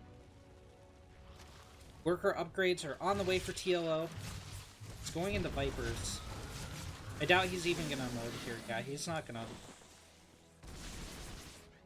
Couple lurkers down at Cham's 4th are going to get the cancel off. And that's really not good. TLO is maxed out. He's sitting on a 4-base economy. He has total security around. He has a good amount of spread. Cham is stuck on 3 base. He's trying to establish this 4th base 12.5 minutes in the game, and that's not where he wants to be. TLO already has Vipers and stuff on the field. Cham is just getting his out now. That means they're going to have less energy for the coming engagement.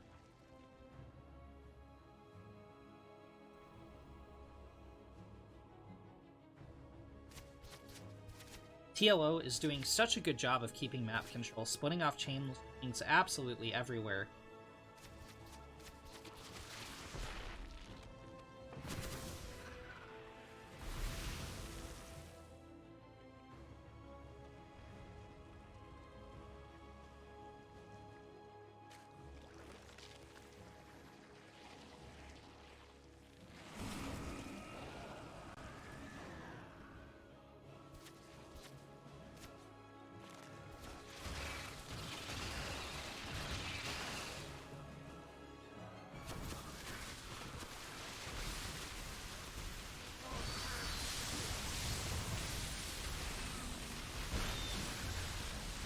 Blinding clouds are dropped absolutely everywhere.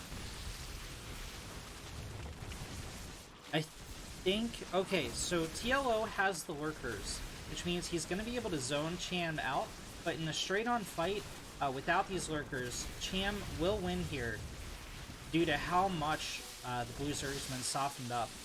Cham just had the superior blinding clouds. However, Cham doesn't have an economy to continue this fight. He needs to crush TLO here and now, and counter across the map and deal massive game-ending damage. That's a lot of yoinks. There's still 2 lurkers back here to support TLO. But I think Cham's done it. Cham's broken out. He's killed all the lurkers. He's going to gun down these Roach Ravagers, and he's going to counter across the map. TLO has to very quickly rally a defense. He's still down 13 army supply. TLO is going to have some fresh units. Cham is not. Cham is very softened up here. No, he splits off. He needs to go. He needs to counterattack now. While TLO is morphing in fresh lurkers. While TLO is fighting divided. I think Cham might have missed his window.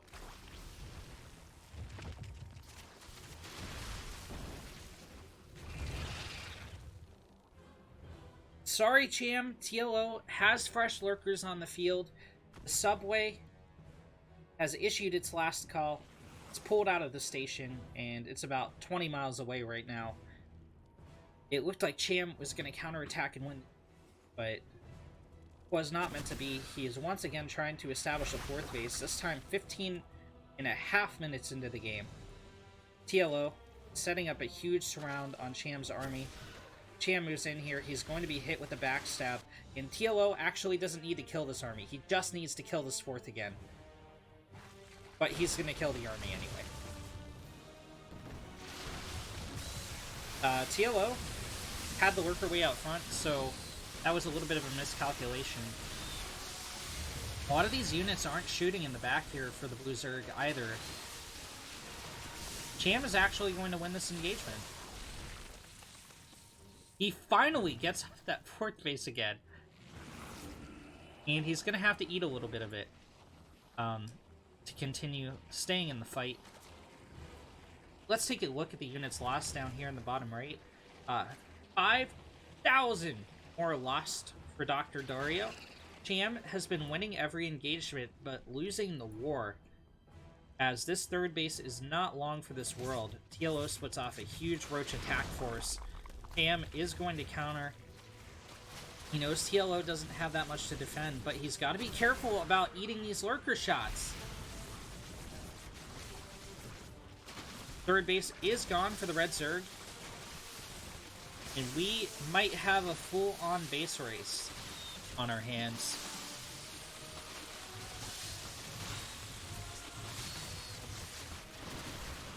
Cham takes out the fourth of TLO, but luckily for TLO, he has a fifth base. These Overseers have been pretty softened up by that Spore Crawler. Cham is going to lose his fourth base. He needed to go for the base race. He can't defend here. What is he doing?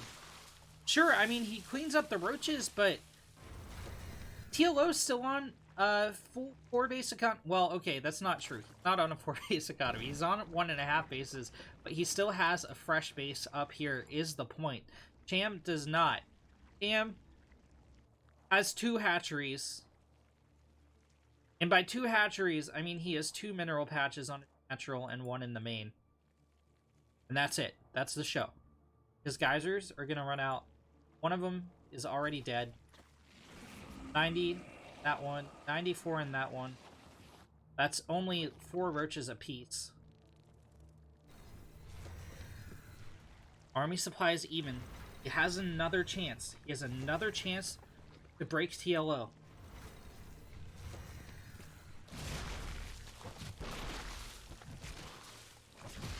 Spine goes down. The drones are pulled to fight for TLO. This is going to help Cham a little bit. 13 drones go down. A lot of these roaches aren't shooting, so while they could win this engagement, they're going to run away instead. Cham's focusing over here. He does connect a couple of those biles on the Hydralisks, but he loses the main engagement. It was an absolutely brutal slugfest of a game number 1. See how it goes. 2. On the right side of the golden wall for Blues.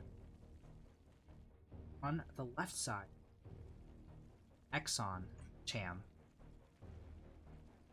TLO opened 2 hatch before pool and got away with it. Cham did a great job keeping up in economy and keeping up militarily. He won every battle and ended up losing.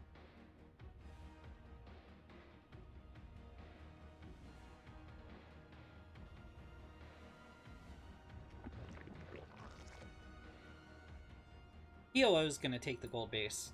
Another brazen maneuver from the Blue Zerg. He's either going to close it out here and move to the semifinals, or Cham is going to stop him. We'll go to the ace map.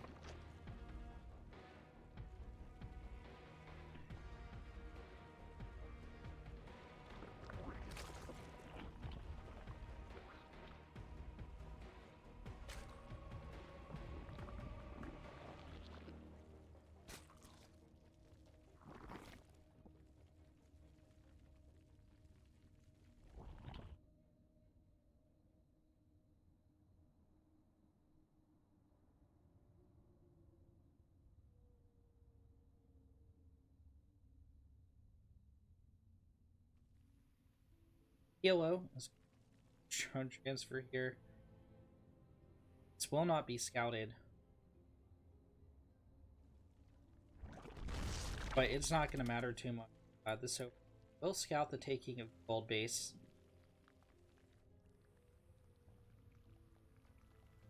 However, in just a second, TLO is going to the losses he took, and he's going to be able to get up some defensive Zergling, deal any counter damage Cham may attempt.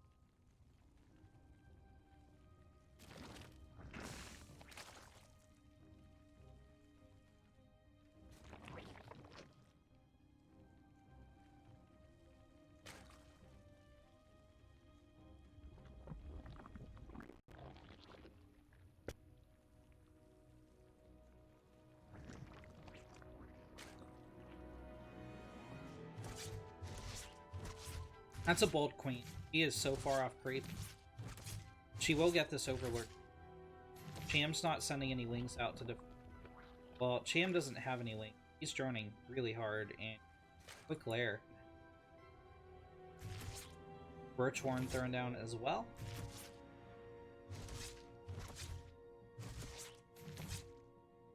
TLO can do whatever he wants now. There is almost zero scouting side of the map for Cham. He does have this Overlord, but no, this area is blind. This area is blind. This area is blind. This whole area is blind. This queen is so far out onto the map. Oh my god. She's gonna attack Morphing Overseer. There's so many Banelings. There's so many Banelings.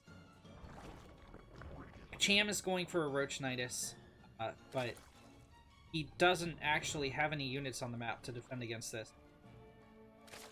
He's not even making roaches. Goodbye, Infestation Pit. Goodbye, Roach Warren. Goodbye, Queens. Goodbye, drones. GG is called. TLO take. On the left side of the Golden Wall, as the Blue Terran, it's you, Thermal. And on the right side, as the Red Zerg, it's a Bly. Bly has been performing very well in the ESL Open Cups. I believe he's even taken a victory. Have to check my stats after this game. But taking on Bly on Golden Wall is a bold move. I guess you only have so many vetoes as you, Thermal. This is another round of 8 match, so this is going to solidify who our fourth and final semi-finalist is. Goblin versus the Little One is happening over at twitch.tv/basetradetv if you want to check that match out. Your exclusive English caster. This match.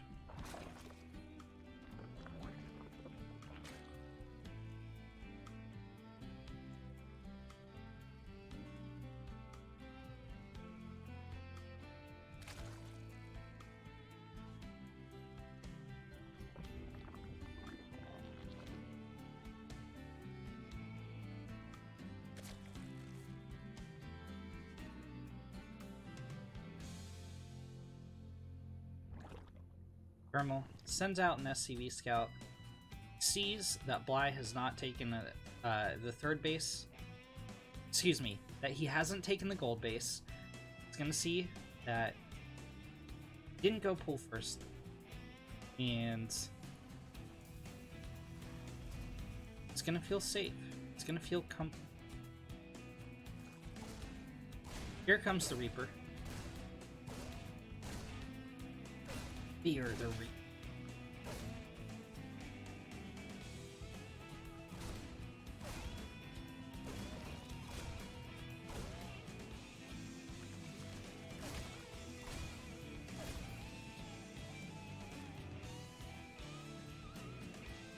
It's not actually going to get any kills, but we can pretend it's going to.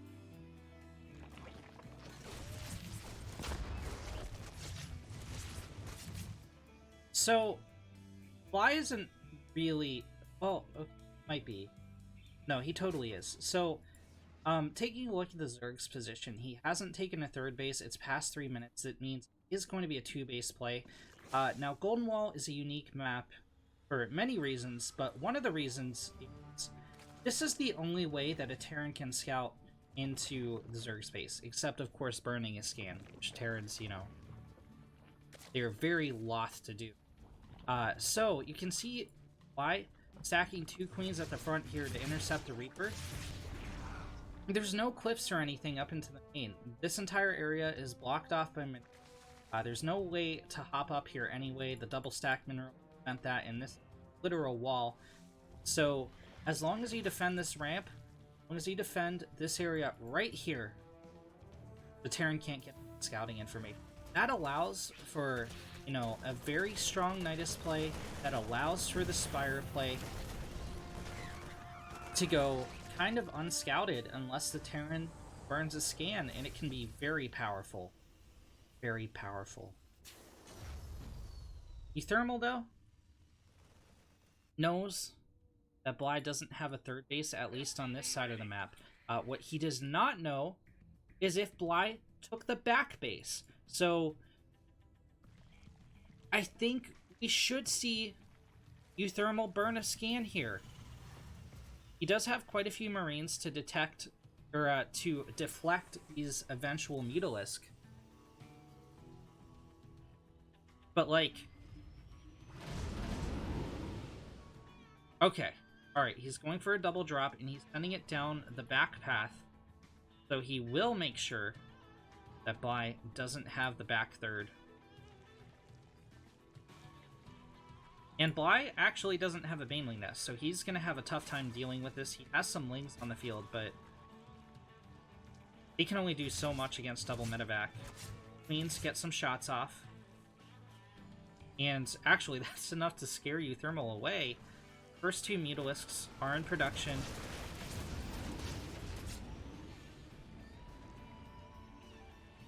Okay, turns out these Lings can do a lot. There was enough time for the Ling count to grow. Now Muta are going to hit the field. The first couple already have. 7 more are in production. Some creep spread's going to go down, but Bly's not going to care too much about that as he prepares to go on the attack. Missile turrets are going down for Euthermal. We'll have time to finish. This is a pretty long rush distance. Bly throws down a third. He's kind of taking his good old time hitting with the Mutalisk, though.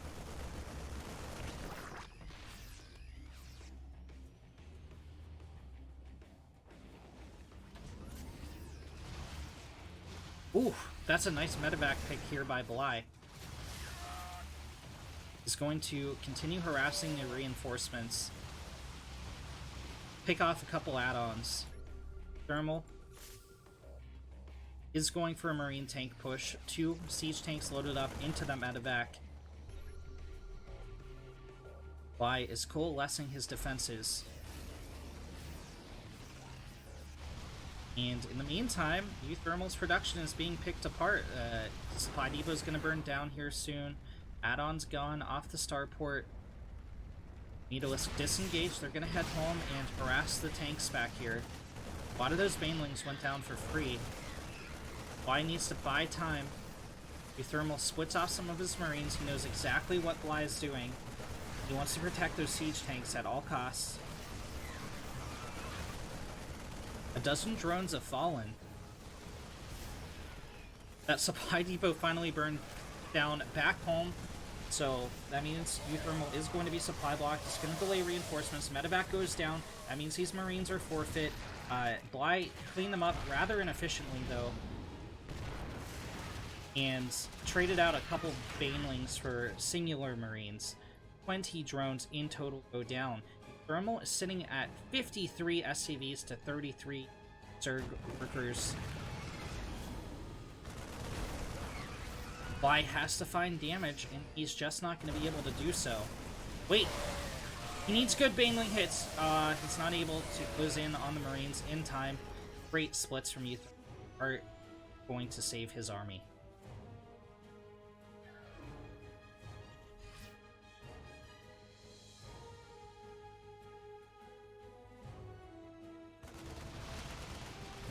Bly gets a nice snipe on the siege tank. There's still one more on the field for Euthermal. Bly's gonna get a delay on the third CC. Very slight delay. About 3 seconds.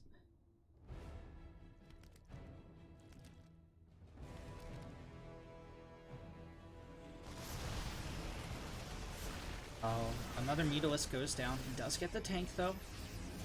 That is going to keep Euthermal at home. It's not going to keep Euthermal at home. It's going to move out on the map. I'm totally incorrect. Muta are seeing if he takes this gold third. is going to take the third. They're going to deal a little bit of damage on CC. These need to be, like, super ultra one punch man Mutalisks if Bly wants to get back into this game. This Terran is going to mule the ever-living heck out of this gold base.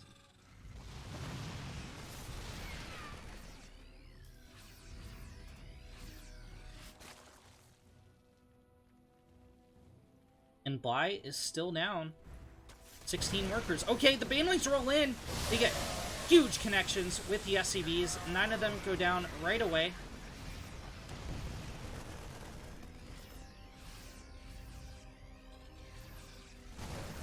But Thermal drops on the other side of the map, and half a dozen drones go down.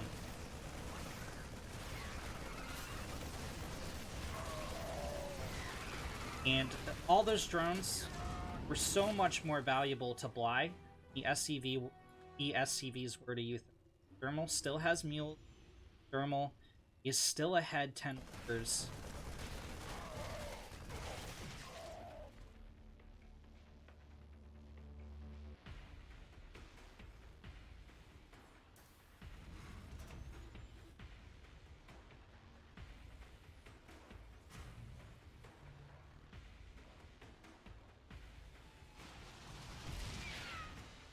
Bly snipes down the medevac, and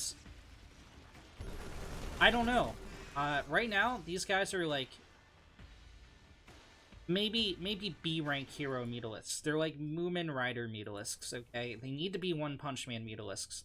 They've joined the Heroes Association. They've done their job, but they're still working their way up the ranks.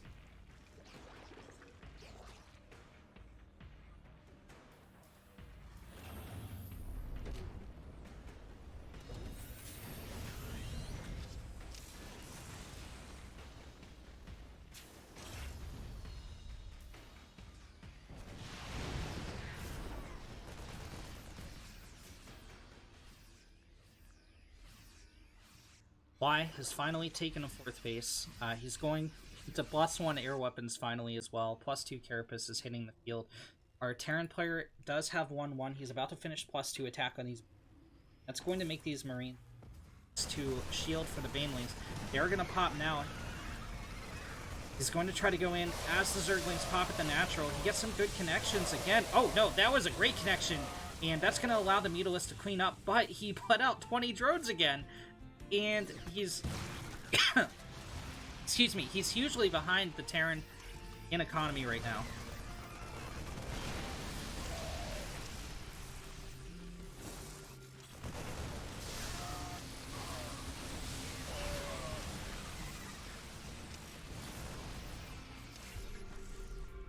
I think these Muta have just been promoted to Class A by the Heroes Association, but I think that's as far as they're going to go. Thermal is just streaming reinforcements across the map. Banelings are trying to roll in to defend, but they get taken out by the Widowmines. GG is called. In the top left corner with the first point on the board, it's the blue Terran. Thermal. In bottom right corner, Simulacrum as the red Zerg. It's Bly.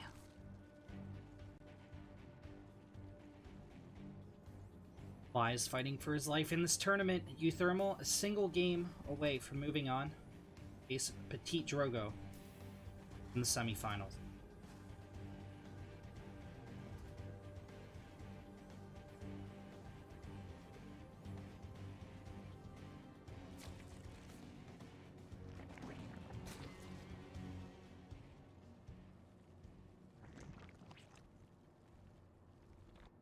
It's a hatch gas pool opener.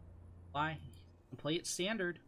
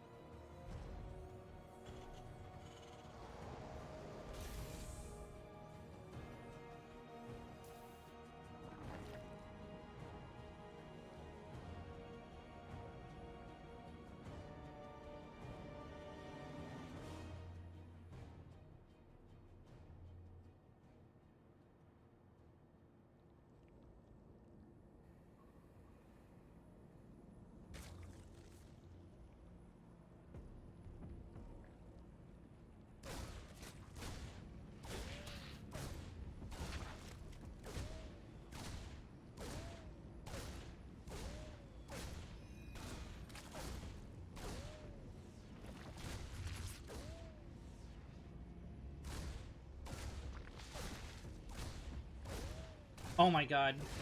Spore Crawler is forced. Multiple Lings have died. A second Spore Crawler is forced. What the heck? This is a Rambo Reaper. A third Spore Crawler is forced.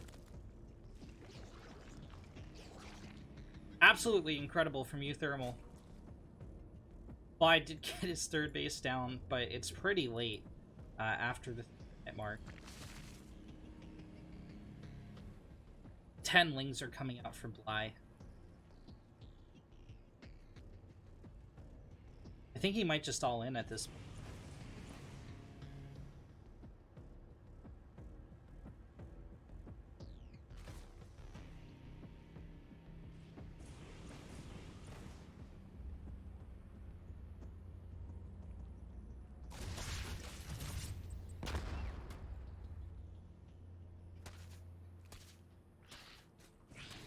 Oh my god, the Reaper survives with 1 health. Well, 4 health, but one Zergling hit away from death. Euthermal has 4 Hellions at the front to deflect the incoming Zerg aggression. Is Bly gonna wait for the Hellions to move it? No, he is not. He's gonna try to get the wraparound. Euthermal's Hellion Micro is legendary, though, and every Ling will die. And with it, might have died Bly's hopes of moving semifinals to face Petite. Bly is going to go up to 37 workers, but he's taken so much damage. So much damage in this game. 24 resources lost to 479 in favor of Thermal.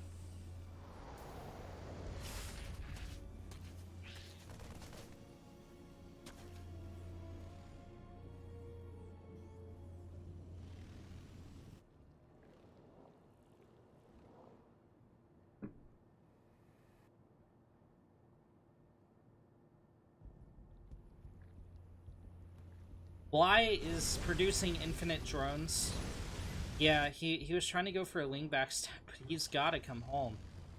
He's going to lose quite a bit of creep. The Liberator's harassing in his natural. It hasn't picked up any kills yet. It's about to, though. Ooh, is it, though? It is not, actually. It's going to soften up the Queen a bit. Evo Chambers forced down. I really like that, actually. The Liberator finally gets a kill. So, instead of going for a Spore Crawler, Bly went for an Evo Chamber here, which blocked the Hellions from engaging onto the remaining.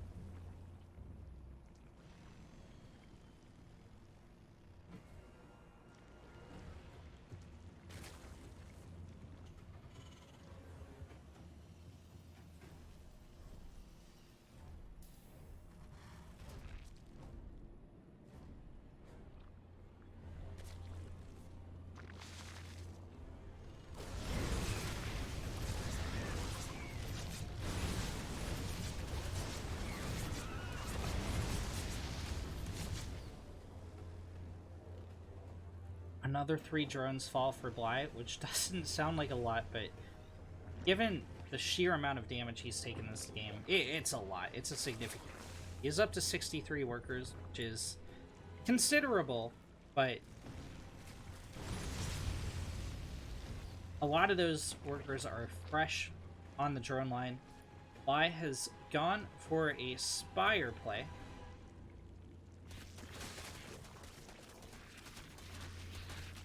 But what's been going on for the Terran this whole time? Well, he's gotten a huge biotank force. He has massive amounts of production. Going into Armory, 1-1 is hitting the field as he moves out. And this is looking quite unstoppable. Combat shields are going to be pushing up as this engagement happens. 10 mutas are hitting for Bly, but he can't... I mean, he's gonna have to use quite a bit of micro to deal with this force. 10 Muta, along with the Ling Bane he has on the ground, can definitely deal with this. However, how much damage will Bly take as he... No! No, no, no, no! Oh my god. Euthermal targets down all the Banelings. I mean, sure, the Muta will clean up the tanks. Will clean... Oh no. Bly wasted all his Banelings by splashing them into it. Like, the Mutalisk would have killed the tank anyway. So even though it looks like Euthermal lost there, he actually did. He could totally afford to trade all that out. Bly couldn't really. He's down 25 army supply to 54.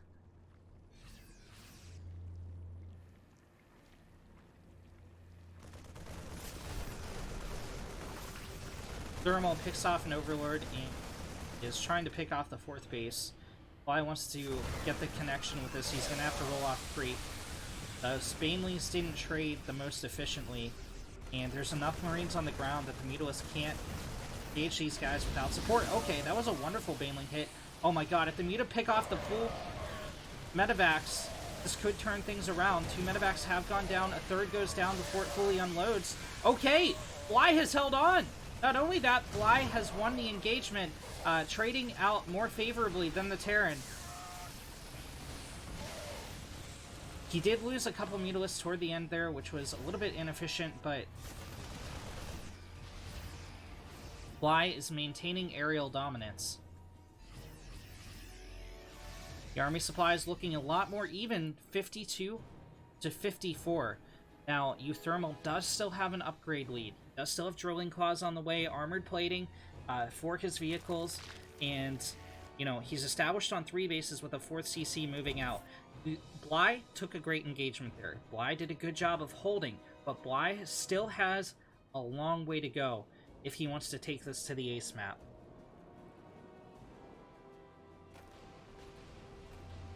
Thermal's going to drop out here and stim into the 4th to see if he can finish it off. Bly knows this is softened up. He knows it's going to attract Terran aggression, so he has some Ling Bane spread out around here. The Muta go in for a harass. They can't engage into those Widow Mines, and they can't engage into a Thor supported by Marines. Backstab is running into the 3rd.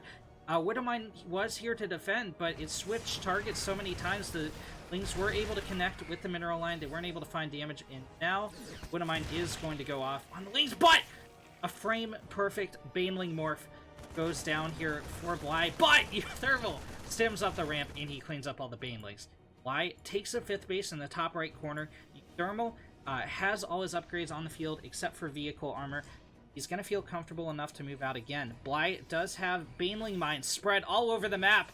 Oh no. Oh no. Oh no, no, no, no, no, no, no, no, no, no. Oh! A huge amount of Euthermal's force is decimated by 2 Banelings. That's so much efficiency here from Bly. Thermal's going to see these 2 Banelings burrowed down here. There are still 2 over here. The Mutalisks are going to hit supply route from the back, but there is a Widow Mine here to shore up the Terran's position. Wars are going to respond to this. Bly was able to pick off the Widow Mine before it could unleash... Actually, no, no, that's from the Thor. Bly is trying to bait Euthermal into these 2 Banelings down here at the bottom of the ramp. Or at least he was. 2 more Banelings are here! Another detonation goes off. 8 Marines fall to that. 1-1 is finally going to hit the field for the Zerg at the 12-minute mark. Here comes the Ling Bane flood. A lot of the Banelings splash into the Thors. The Mutalisks are engaging the Marines from the air, and Euthermal's going to get totally cleaned up here. It's just medevacs in the air for Euthermal. There's nothing on the ground to support this. 1 medevac full of Marines is all that remains. Here come the reinforcements from the main, though, coming out from that heavy Terran production while a drop hits in the top right corner. The 5th base of Bly is pretty softened up. Half dozen drones will go down at this location as well. Some Zerglings pop. It's not going to be enough to clean this up. In the meantime, Euthermal loads up a medevac. He's going to shift-click around the map and try to finish off this softened-up 4th base. I think Bly is able to save his 5th base. It's down to half health. There are Widow Mines scoured all over the map. There are still burrowed Banelings on the map as well.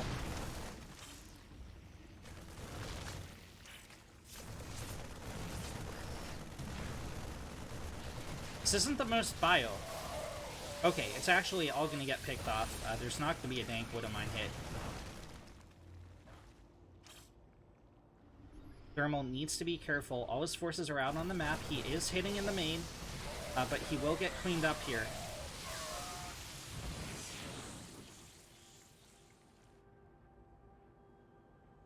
Random missile turret out in the middle. Widowmine spread all over the place for the Terran. Thermal has obtained map control.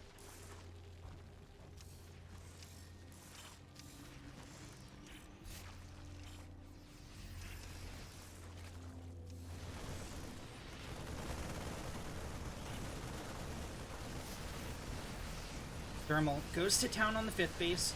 Lingbane swarms down, but a huge Widowmine hit goes off. A second huge Widowmine hit goes off. Each of them took out a third of the Lings, a third of the Banelings. And Thermal drops on the high ground and goes on another attack. The Muta are engaging mid-map. They ate a Widowmine shot. Were able to clean up a lot of the reinforcements. However, when Thermal reunites his men, he is going to be able to make a nosedive on the third of the Zerg. Queen falls right away. There's plenty of Lingbane on the ground, plenty of Mutalisks in the sky, but they're very softened up by these Widowmine shots. It looks like Bly is going to have enough to hold here, but he took heavy damage. All the Marines are gone, actually. There's just 2 Marines here, and that means the Marauders are going to be heavily vulnerable to these Mutalisks. Wait, no, there's enough Marines on the ground. Bly gets cleaned up. GG! Thermal takes the series 2-0 and moves on to the semi-final in the bottom left corner of Everdream. As the red Protoss is Petite. In the top right, as the blue Terran, it's Thermal.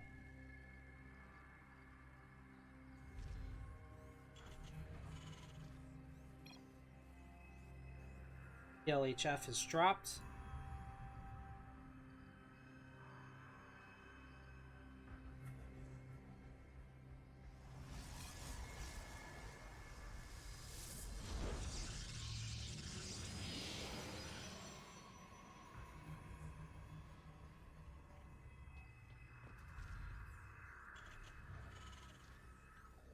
And I'm excited to be doing my job again.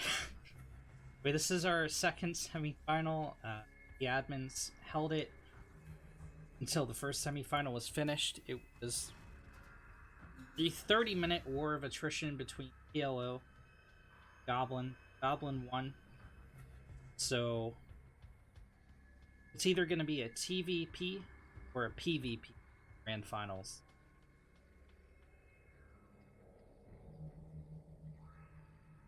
Somewhere between 5 and 8 left in this tournament.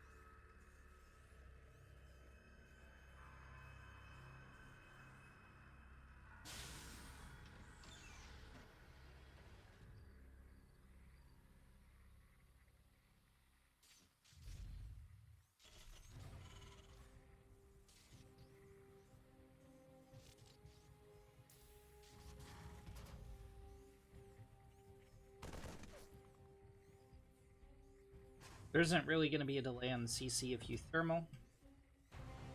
He's opening double Marine into Factory.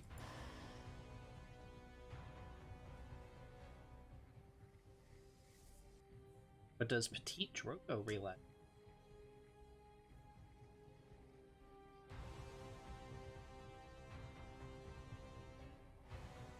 Drogo Chrono boosts out a Stalker.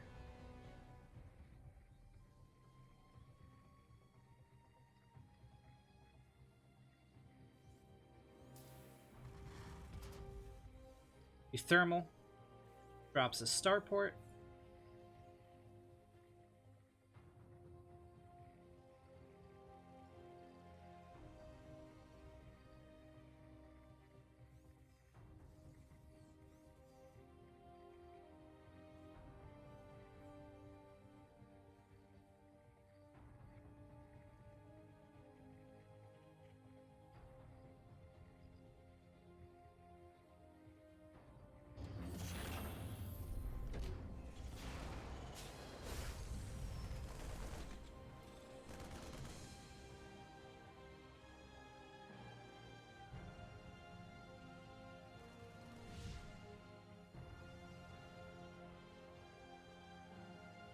Thermal is gearing up his push.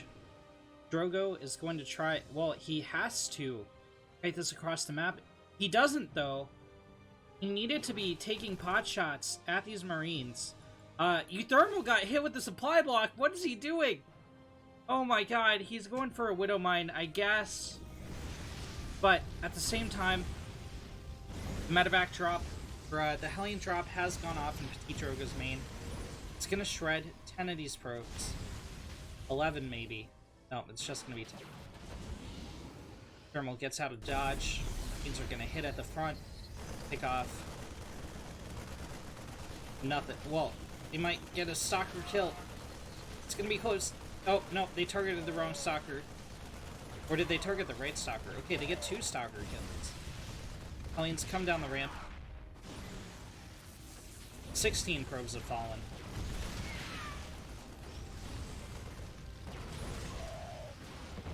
Thermal got up his second base behind this.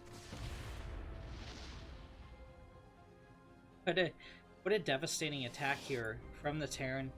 He's gonna float his factory back home.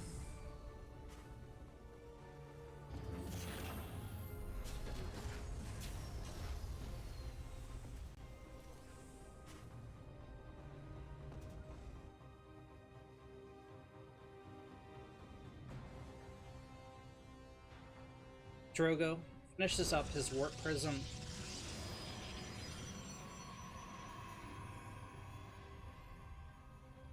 Robotics Bay, it started up.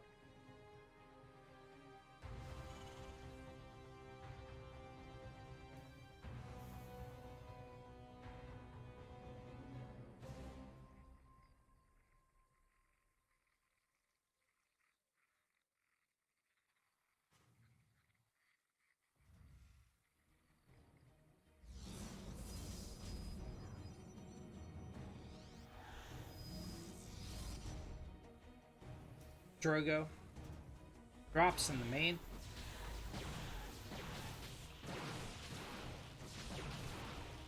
This is gonna supply block you. I think he has enough military to deal with this. Drogo's got to pick up and run. Okay, he's not gonna lose. Basically, just a 3 supply block up Terran. Stim's perfectly safe though. Combat shield's perfectly safe. There's not enough time to pick them. Drogo is just playing from behind from here on out.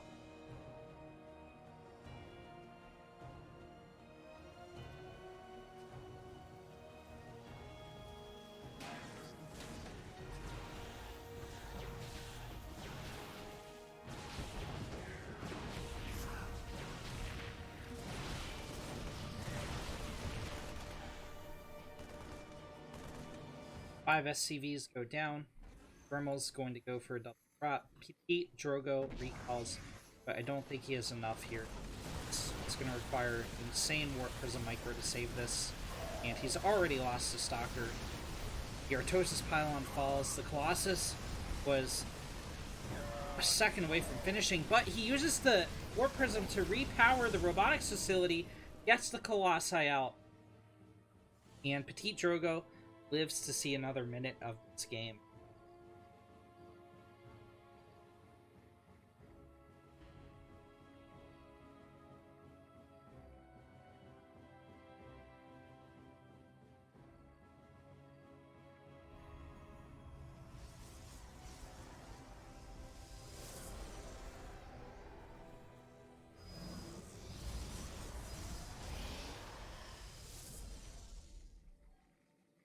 By our powers combined, we will provide a psi field for this Robo Bay and facility.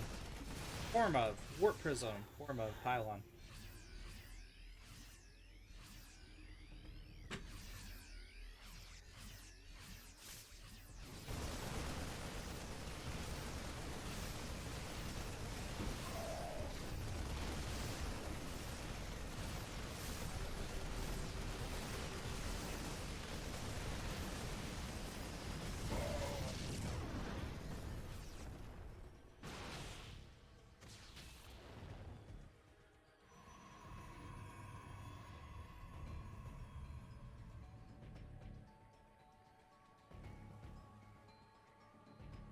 Drogo's remaking Cyber Core so he can get out some more dank stalkers, some more dank adepts. Thermal's healing up in map. He has reinforcements, pushing out. Drogo moves out his Warp Prism. That's going to soften up the defense here. These Colossi are quite a bit exposed. There's no shield batteries to help them anchor or anything. A couple sentries will work. Thermal goes after the pylon at the third. That will supply block Drogo.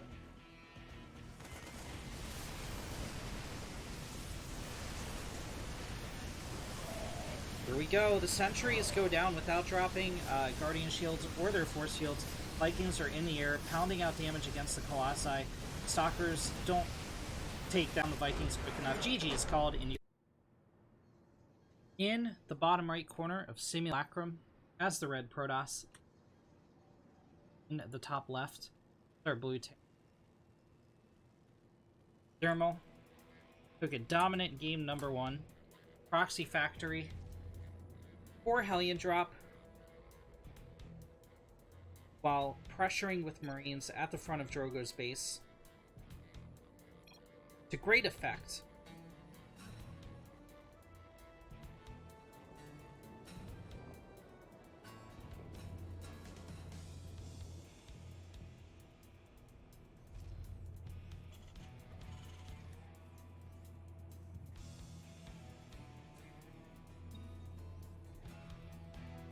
This time it's going to be a proxy Axe from you, Thermal. He's going double refinery. So this is probably going to be a proxy factory this game as well.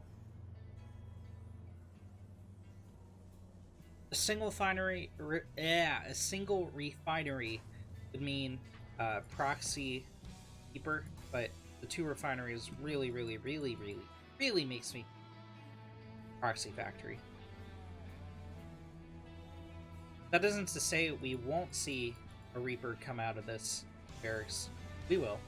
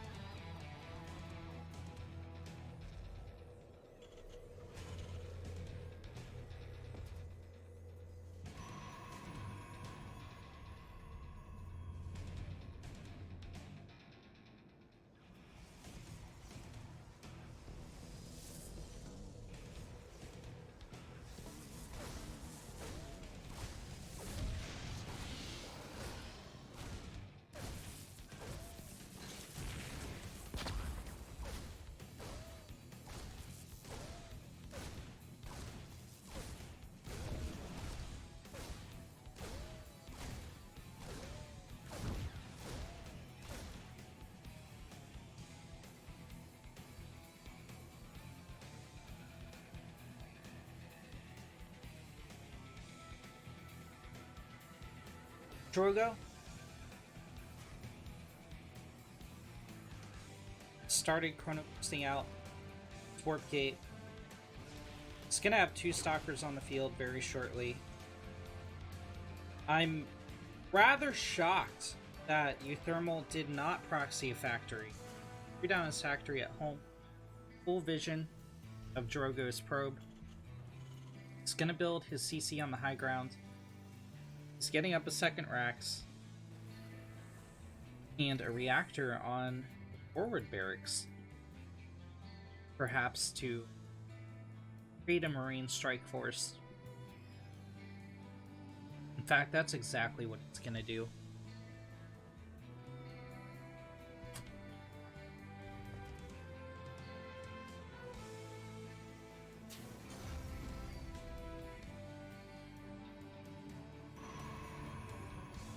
Drogo throws down a proxy pylon. Thermal sending out a Cyclone Harass.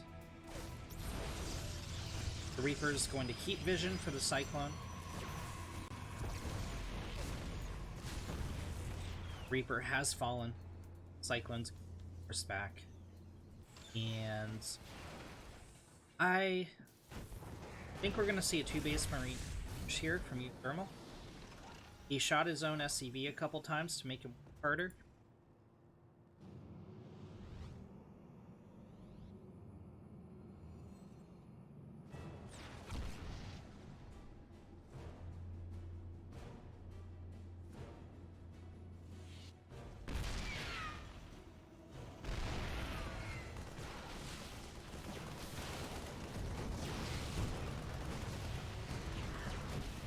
Thermal drops a repair on the tank, and that's going to be enough to hold off the Stalker Assault of Drogo. Oh man, yeah, Drogo just can't engage into this at all. Stim's halfway finished here for the Terran. And that's very important, because remember what he's doing down here at the proxy racks. The max racks, if you will. He's double pumping Marines, so these guys are going to stem into the natural. Drogo's going to have no idea where they came from.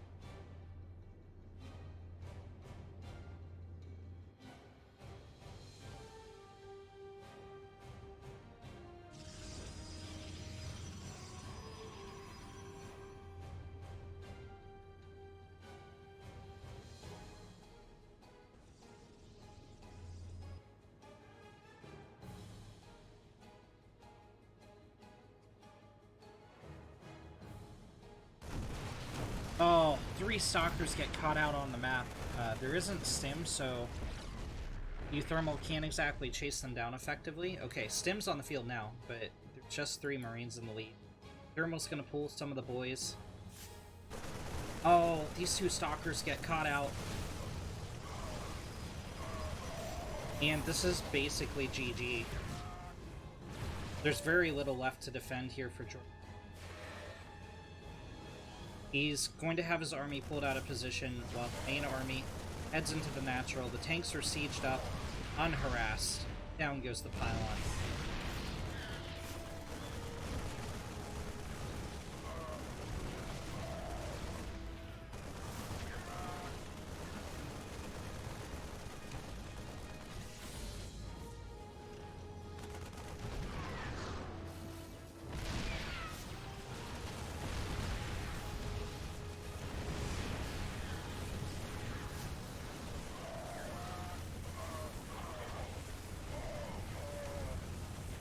Drogo's pulling the boys to help fight. It's not going to be enough. This bunker has completed, and it on its own is going to take out most of the Protoss army. GG is called. Thermal in the bottom right corner of Nightshade as the blue Terran. It's Thermal. And in the top left, as the red Protoss, it's Goblin. This is the grand finals of the ESL Pro Tour NA Open number 16. Like every ESL Open grand finals, it is going to be a best of 5. These 2 contestants match wits. Goblin has the advantage of watching Thermal play 2 Terran vs Protoss matches beforehand. Thermal also went to go eat, so Goblin had plenty of time to digest that. See what I did there? You see what I did there? And Thermal is proxy raxing, but this is a fake proxy rack, so it's not really closer to the Protoss base. It's actually slightly farther away, I think, than if you put it in your main. But this puts Goblin on edge. Makes him think proxying. What else are you supposed to expect? Like, you have to respect it, especially against someone like you. Has some really good proxy builds in there. Goblin's also got to be a little bit scared. He just watched Thermal totally dumpster Petit 2-0.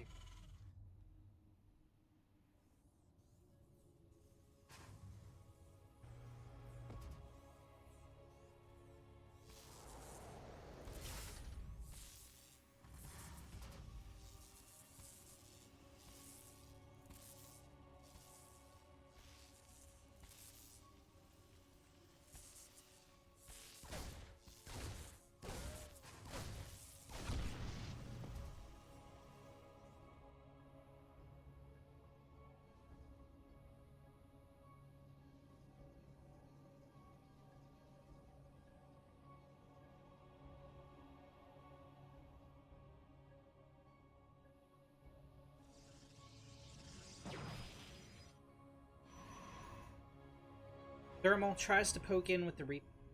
Goblin intercepts.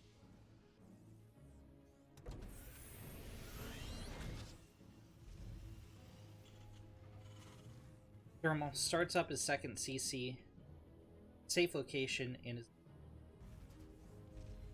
is going to get out a Cyclone. Goblin hasn't overreacted here, which shows a lot of strength. Protoss. It's getting out his robotics facility. Just a moment. I'm sure we'll see an Immortal pop out from it.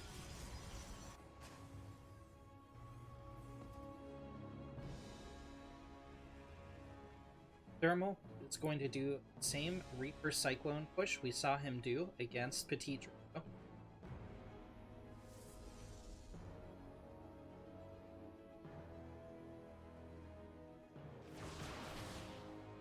Oh no! The Stalker's shooting the rock. That means a volley that could have gone right onto the Cyclone didn't. It went onto that rock. And the Cyclone will not survive here. But the Stalker was lost. So, you know, trades happen before. Petit Drogo definitely to them.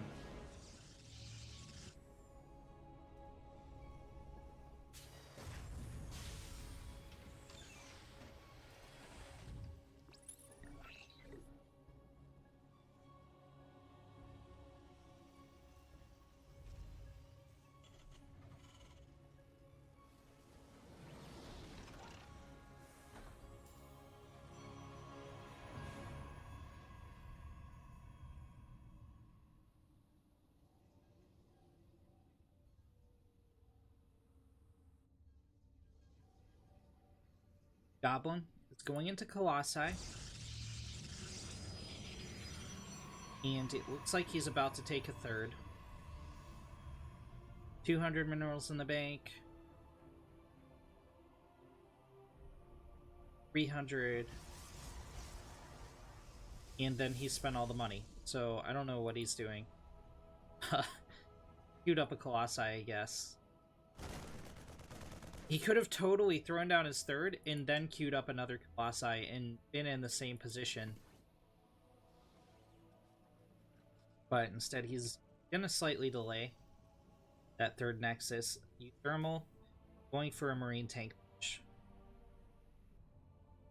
Going to hit hard. Thermal Lance, extended Thermal Lance won't on the map yet by the time Aaron arrives. Oh man, Goblin's going for a counter push. He's probably... Oh, okay, he's engaging into it. I was going to say he's probably going to do what we see now. Just kind of kite backwards against the Marines. Let the Colossi deal. Did some pieces of damage. He loses the Immortal. Isn't great. He did take out most of the bio. 2 Colossi are out now. 1 tank goes down. Thermal's committing to this. He's going to drop a double bunker. Steel battery is up at the third. It's going to heal up the Colossi. And now extended Thermal Lance is here, which means these Colossi are going to be able to engage the... In the bottom left corner of Zen, as the blue Terran, it's you Thermal, and in the top right, as the red Protoss, it's Goblin. Goblin took game number 1. Uh-oh. Thermal sending 2 SCVs out onto the...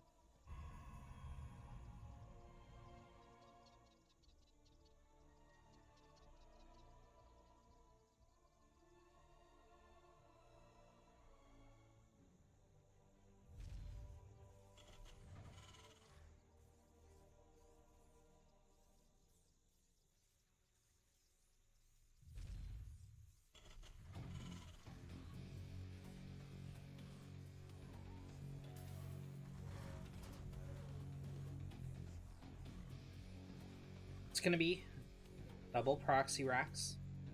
There's no gas at home yet, so looking like Marines to me. Oh, okay, there's a gas. So it could totally be Reapers, or the thermal could be throwing down a factory. But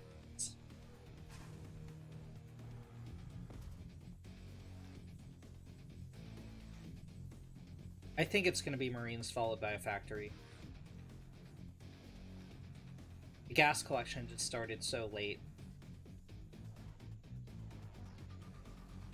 Should see these SCVs go up in bunker quite soon. I said we should see the SCVs go ahead and make a bunker. There we go.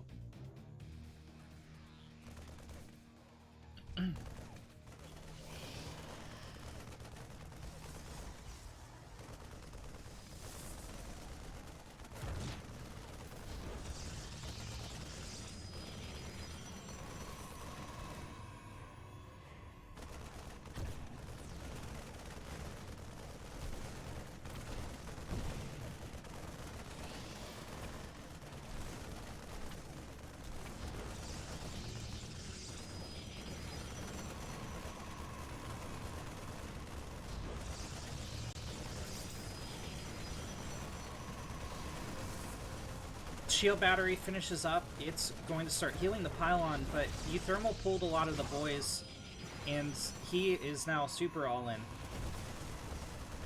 He's trying to corner the Stalker, but the Stalker's doing a good job of killing individual Marines. Oh, bought enough time for the next shield battery to finish.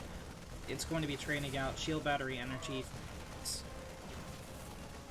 Thermal's trying to focus down the pylon, but there's 2 pylons here. Like, I don't understand the committal on the pylon when there's 2 of them. He didn't unpower the shield batteries at all. I guess he unpowered the gateway, huh? Okay, yeah, that makes a lot more sense. Low IQ, low IQ.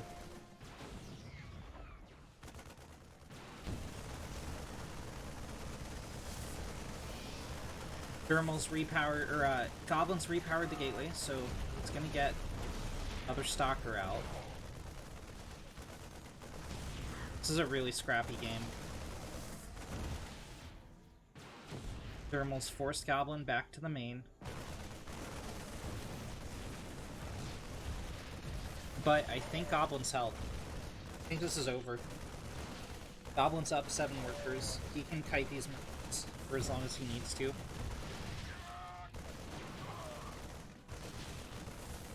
Okay, now he's only up 1 worker.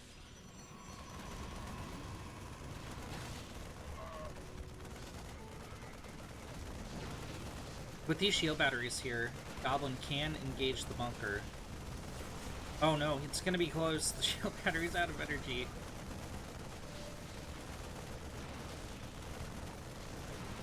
The key here is gonna be that Goblin has 2 Nexuses. He's already getting ahead in the worker count again. Thermal's gonna try to salvage the bunker. Wait, he didn't try to salvage the bunker. He just lets the bunker die. Stalker's going to for Goblin in just a moment. He will be able to save this gateway. Will we though? It's gonna be very close. Oh my god, the shield batteries are healing it little tidbits of energy, but it's not good enough. However, Goblin does have 3 Stalkers out on the map. He is... Oh, he's actually going to go after the barracks. I was going to say he's probably going to storm across the map and counter. Thermal will have a Cyclone out to defend. He's going to fly his barracks home. But, well, 2. He's going to fly one of his 2 barracks home. The other one's going to scout in. See what the Protoss is up to. Is not terribly much. Except for the oracles that are coming out onto the map. But again, Euthermal has the Cyclone out, so it's going to be hard for Goblin to do any damage with this Oracle.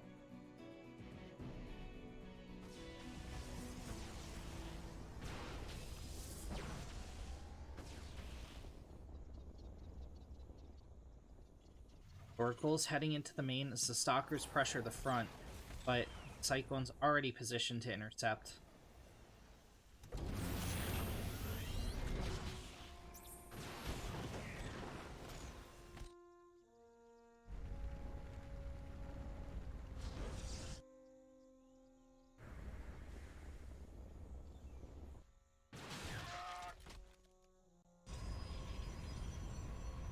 Phoenix is going to come out here for Goblin as well. Barracks finally explodes.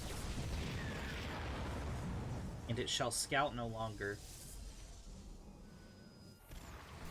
Goblin is trying to find damage in the main of the Terran. He's unable to. Did get a revelation on one of the Cyclone. Maybe he can utilize that positioning information to strike with the Oracles while the Cyclones are unable to intercept. He's not going to go for it though. Goblin's just going to ignite the onrushing Stalkers. Goblin is up 40 workers to 28. Oh, we're going to see a lift on one of the Cyclones, but there's two more where that came from.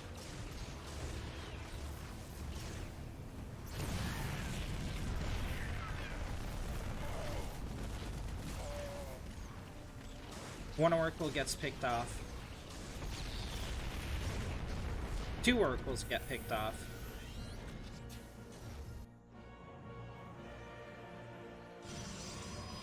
Goblin drops the third. Phoenix count is rising here. Goblin still has a military lead.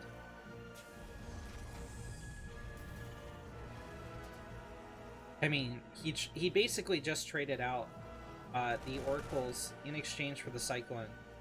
I think that was a better trade for Goblin, especially given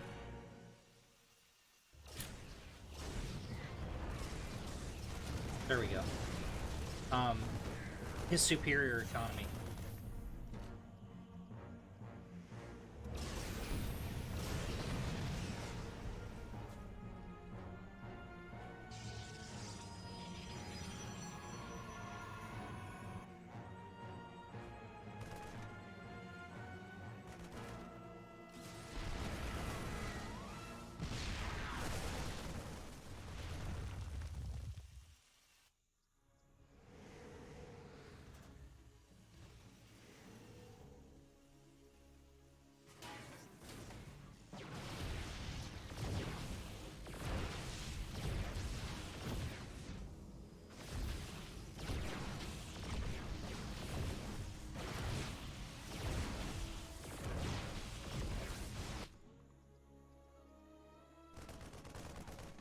Goblin doesn't have too much here to straight up engage the bio. He's going to have to back home, and he's going to have to fly back home, utilize this energy in conjunction with his ground forces, and he should be able to hold quite easily.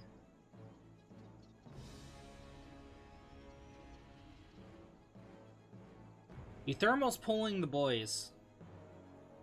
I don't know if he has enough to break this, even with the boys being pulled. In fact, he's going to stim back, try and save his reinforcements. He will save the reinforcements, but now the SCVs are way in front of the army. It's not going to matter. Thermal's going to be given time to regroup. Wait. No. The SCVs are too far out in front. Okay. But with a Colossi on the field, this is a pretty heavy gamble. It looks like Goblin is going to hold. GG. In the top right corner of Eternal Empire, as the blue Terran, it's Euthermal. In the bottom left, as the red Protoss, it's Goblin. Goblin is up 2-0 in the best of 5. In both games, Euthermal has proxied barracks.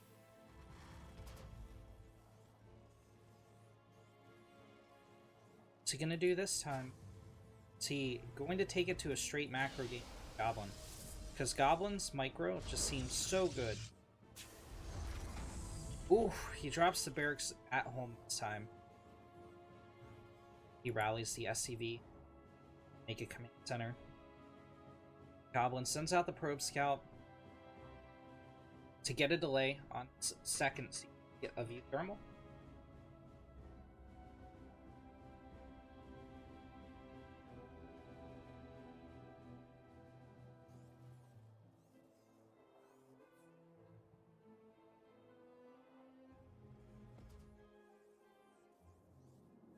bottom.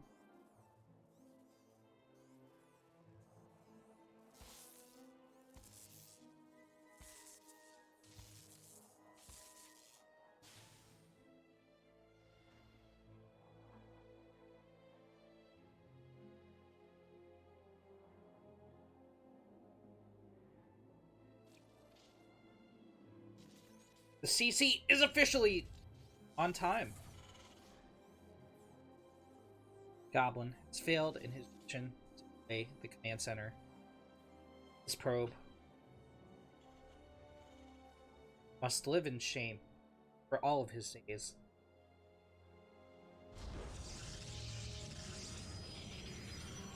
Goblin has got to be feeling good right now. He has momentum in his favor. He's a single game away from winning that $100 US and ESL Pro Tour points.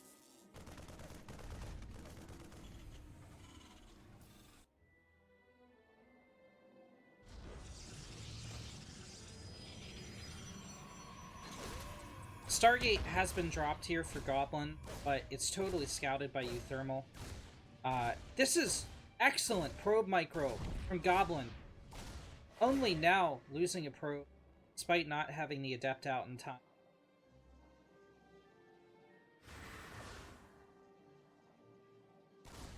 That could have been much, much worse for a Red Protoss.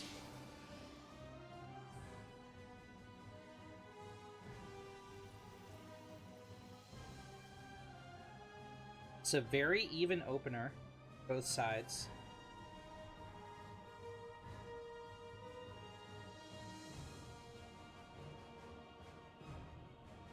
Bump to bump, bump.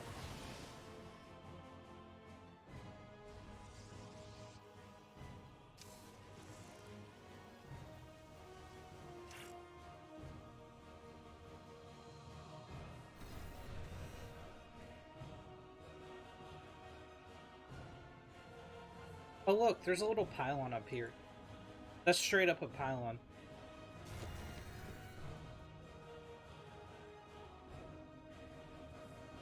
Goblin has gone straight into Phoenix. He's skipping the Oracles he'd like. And Euthermal defended too well against the Oracles last time. This time there's no Cyclone to defend, but the Phoenix flies right into the window. Almost dies.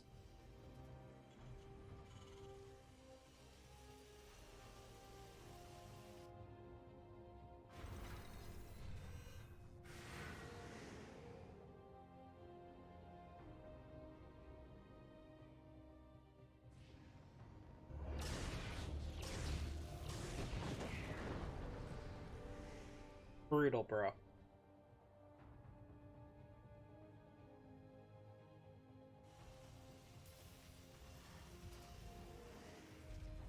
Those are some brave Marines. There isn't actually enough Phoenix energy to kill all of them. Okay, with these 3 Phoenix, now there is. No, they're gonna fly right into the mine. Oh. Oh, man. They're right outside. They're like a pixel away from aggroing the mines, but Goblin noticed the imprints on the ground and will avoid them. It's gonna go right into the main. Oh, he didn't send the Phoenix into the main. There's nothing defending here. This could have been so much damage. But instead, he just gets the scout off. I guess he wants to save the energy to defend against Euthermal's push. But I feel like the Phoenix are going to be fighting the Viking and fighting the Liberators, so they don't really need the energy. I don't know. So with the energy, they're going to be trying to get lifts on the tanks. Maybe lifts on the Widow Mines right away.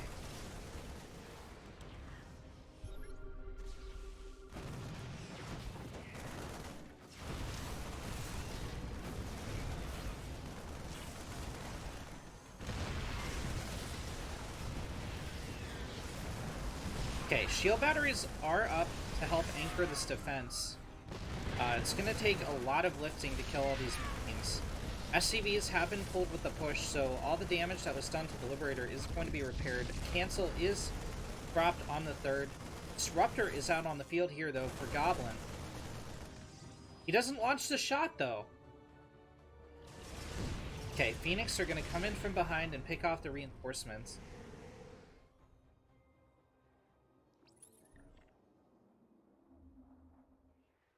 +1 is started up for the Terran. Stim, combat shields on the way.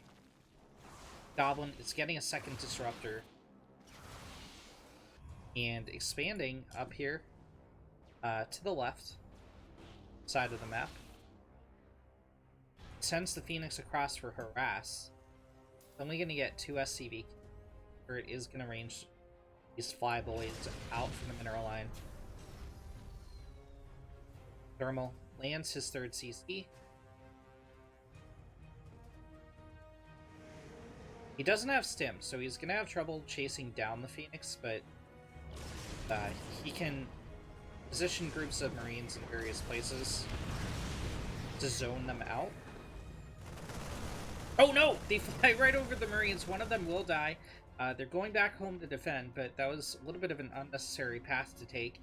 The Thermal sending in the Liberator to harass the probe line.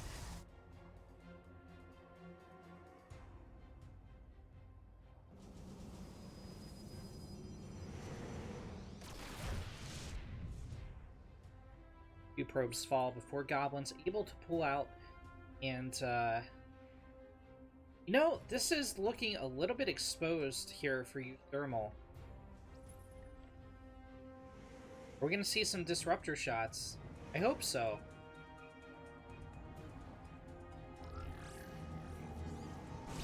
Look how calculated that is, right out of range of the tanks. One tank is picked off. Phoenix, yeah, lifts on the Widow Mines, lifts on the tanks, and the Marines are left helpless. Have to back out. Now, Euthermal has pulled way ahead in works. Goblin is at the dankest of army supplies. 69.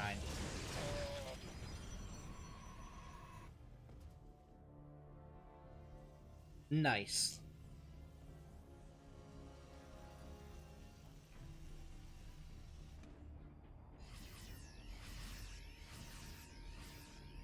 — 13 probes went down to 2 Widow Mines that just walked right in. That's pretty huge. Goblin has to pretty much all in here. He's waiting for extended thermal lands to hit. There it is. It's the blue Terran. 2 thermal. In the top right. As the red Protoss. It's Goblin. Goblin up 2-1 in the best of 5.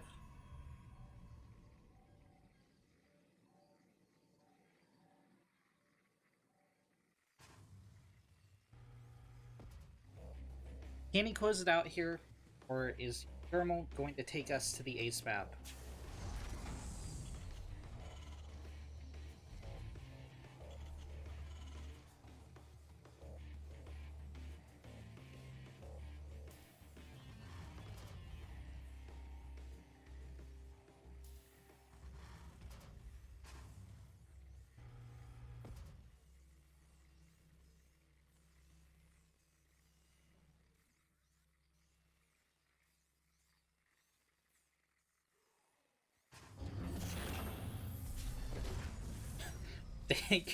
Dank SCB, or dank supply depot raise. It affected nothing.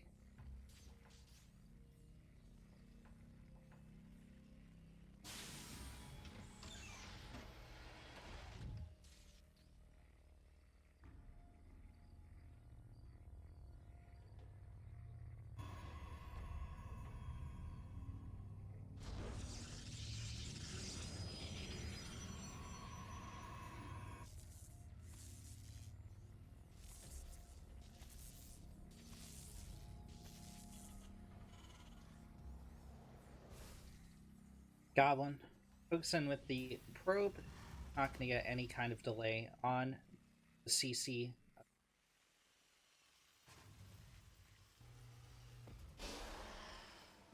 Both players are taking the standard. Thermal's concerned about some stalker harass, so he's going throw down a bunker at the front. As a deterrent, probe will not get the SCV kill.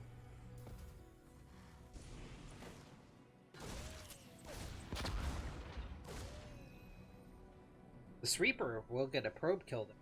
That's 2 probes in dying for the Protoss.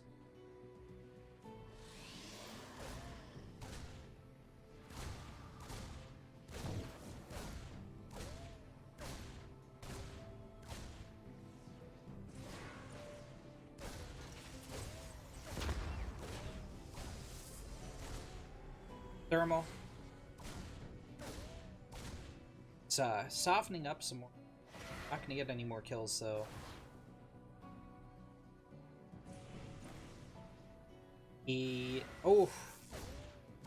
Goblin took a wrong turn at Albuquerque, or would have killed the Reaper with the Adept. Probes finished the job anyway. No harm, foul. I would like to point out, for these guys, it's like 3 in the morning. So, if we see some slip-ups, I wouldn't be surprised at all. I see some slip-ups for me, I wouldn't be surprised at all. We have 5.5 hours exactly of uptime. Fuck. Drop a follow if you're enjoying the casts.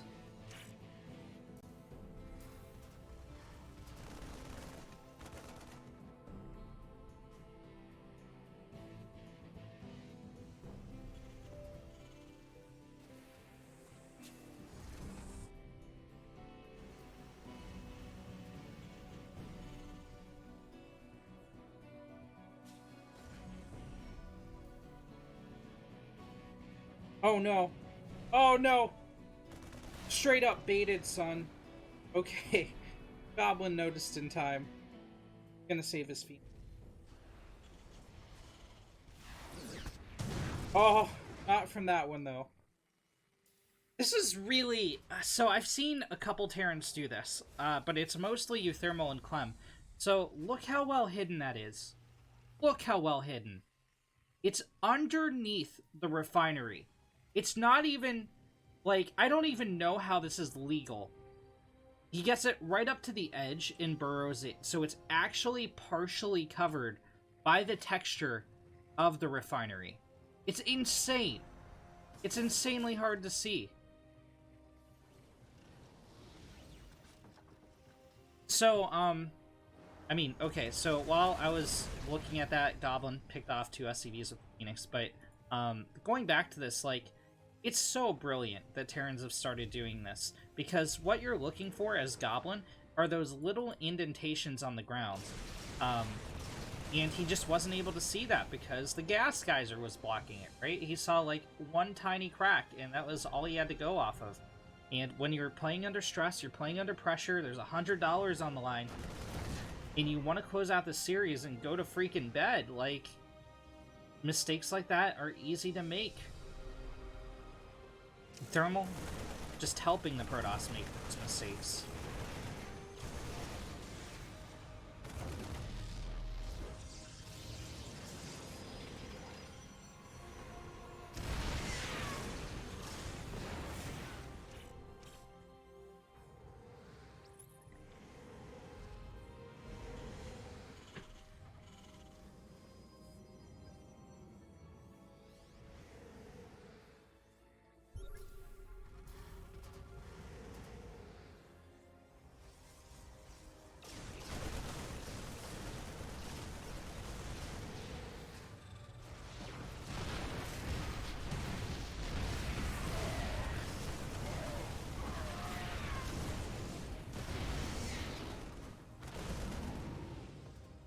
Goblin dove in on the forces of Euthermal. He was trying to take out the SCV primarily, and he wasn't successful. The Observer went down as well, which is spotting these Widom. Well, taking out the Widom a bit difficult. It also means he can't, like, camp right here and get high ground gap and pick off the Widom. Working on this tank is going to hurt him quite a bit. So Goblin is going to take a base right down here. He has Extended Thermal Lance about to finish up. He has a Twilight Council about to finish up, but any tech from that Twilight Council is quite a while away. Thermal does not have enough out on the map to actually push the Protoss, but he can just sit here and camp all day, and that this entire half of the map is safe. Goblin is going to go in for some Phoenix Harass. The missile turrets aren't quite done. Okay, well, the Phoenix don't go in time. They don't go in time to take advantage of that, and once again, the Widow Mines, partially hidden behind a building, are able to get connections. A lot of the Phoenix die instantly. The rest are heavily damaged.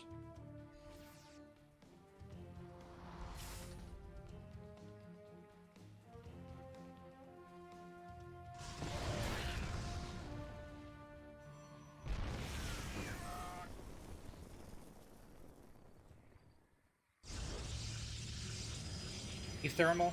It's 13 army supply ahead. Worker counts even. Thermal has also moved out his third base. These Widow Mines are devastating, bro. Couple Marines stim in. They will get some probe kills. That Stalker's being too much of a scaredy cat.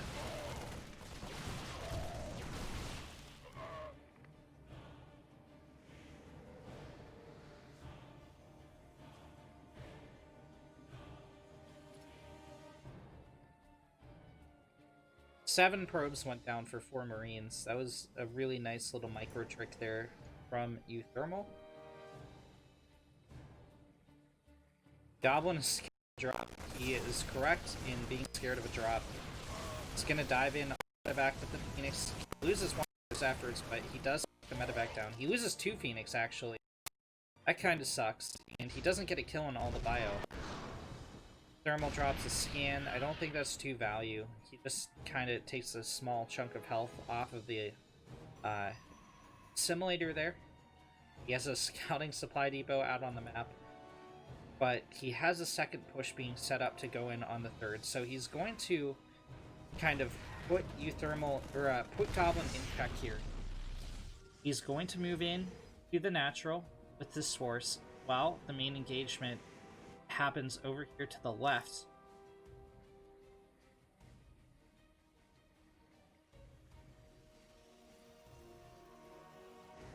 Goblin is just going for it, though. He is only slightly ahead in armor supply. He is behind in upgrades, and he's going to be more behind if he doesn't finish Thermal off here, because Thermal has 2-2 on the way.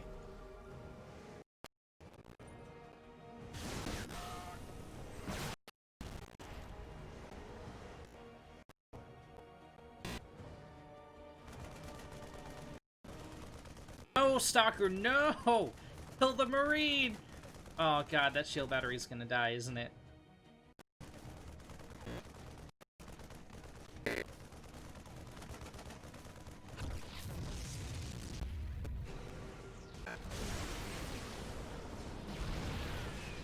That ghost is very low health, but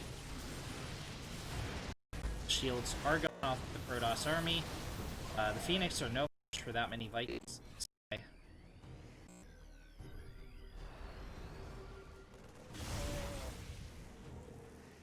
Goblin's gonna pull back home, I guess.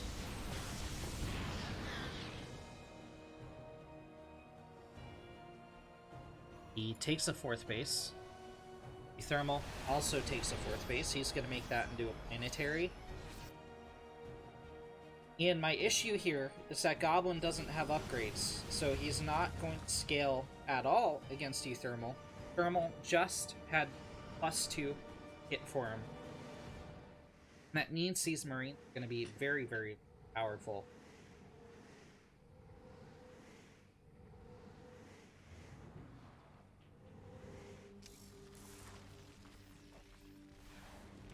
Again, look. The bush is partially, depending on where your screen is, occluding the Widow Mine. He's using the terrain to his advantage. That said, there was an observer here, so I mean, Goblin could totally see it, but, you know, the idea was there.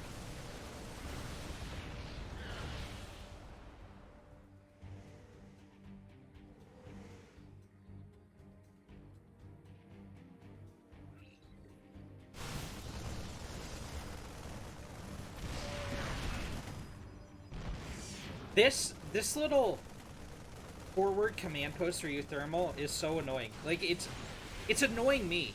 And I'm not even biased. Like, I'm a Zerg player, bro. And it's hard to see that. Thermal is going to lose his Viking Cloud. A huge Disruptor hit picks off like 5 Marauders. And Goblin is going to have the military supply swing in his favor. Euthermal knows that it's in Goblin's favor, and he's going to try to pull Goblin back home, and it looks like he's going to do so successfully. He loads up into the medevacs, he's going to zoom into the main, still has a force on the ground here to threaten and delay Goblin's army. Goblin does have recall. He is going to utilize that, but Euthermal figures out that's what he's going to do, and he drops on the 4th base of Goblin. He is going for the Nexus kill. He picks off all the probes, but he's not going to be able to seal the deal with the Nexus. He is able to save 2 medevacs. Those medevacs are getting into the main, and Thermal doesn't even really care if he gets damage done here. Even if he did get damage done, what he cares about is keeping Goblin at home and not across the map killing him, so he can get out reinforcements. And Goblin took the bait, hook, line, and sinker. God, this is irritating. This is like triggering me. That is the most obnoxious positioning I've ever seen. Oh no, Euthermal drops at the 4th base again. He's trying to finish off that Nexus. Can these Stalkers do it? Can they be heroes? It looks like the answer is no. A couple probes are going to go down. Euthermal will finish off the Nexus. Goblin is being like, I must go all out, just this once. He is attacking directly into a planetary. He was able to pick off the Liberator, but none of these Disruptor shots are connecting, and the Protoss army is dwindling. Struck still doing damage on the Protoss side of the map. Portal goes down, the Colossi go down. Oh no! The Disruptor gets picked off before the shot goes off, and G in the bottom right corner, Simulacrum in our final game of this very, very, very long tournament. Started off a round of 128. Now we're here. Ace map. The grand finals. It's the Blue Terran.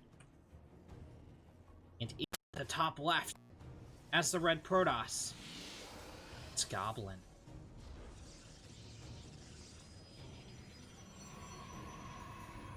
Score is 2-2.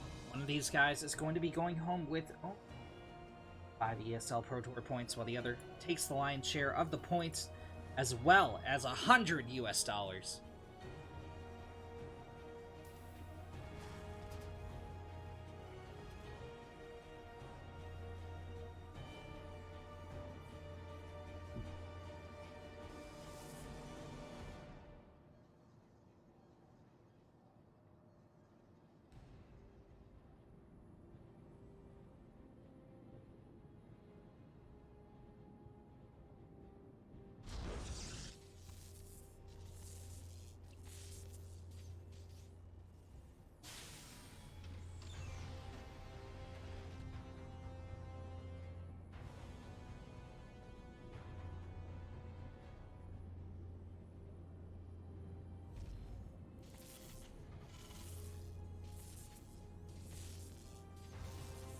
No delay on the CC.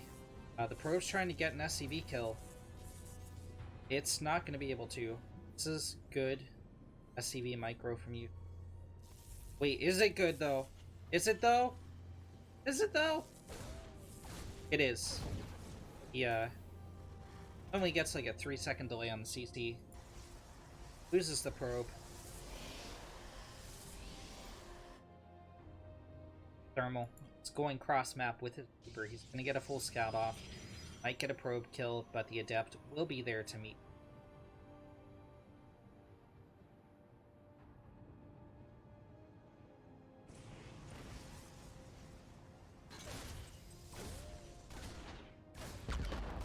That was quite the delayed Reaper grenade sound effect.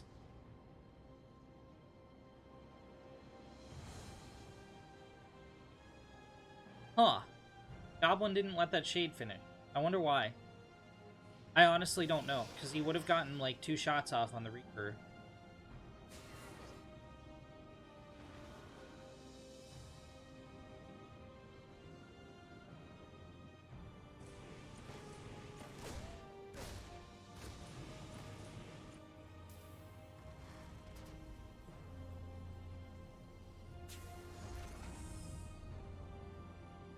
It's gonna be a Phoenix play from Goblin.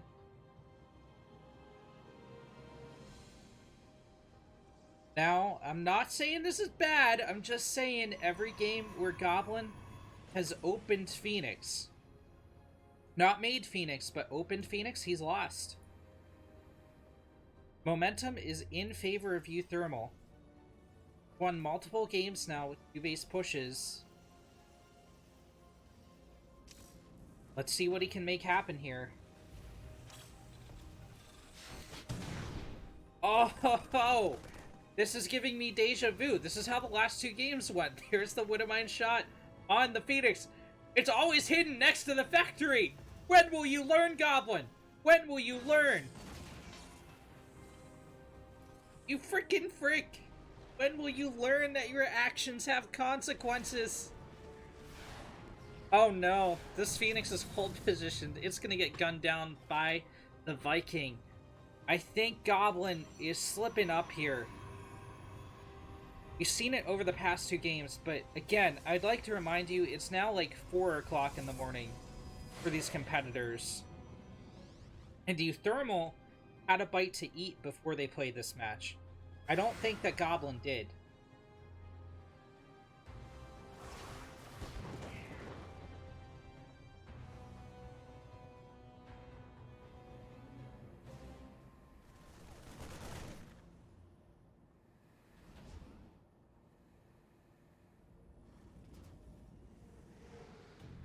There's too much here to defend for Euthermal, I think. Phoenix can't find any damage. Gonna swoop behind the mineral line.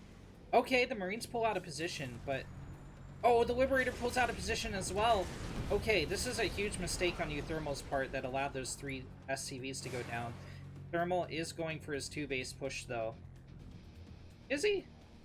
Is he, though? Our Terran has started up at 3rd and center. Yeah, he is going to go for a 2-base push. 5 drones in total go down. Goblin hasn't lost any units from this attacking army. Did, of course, lose the Phoenix earlier.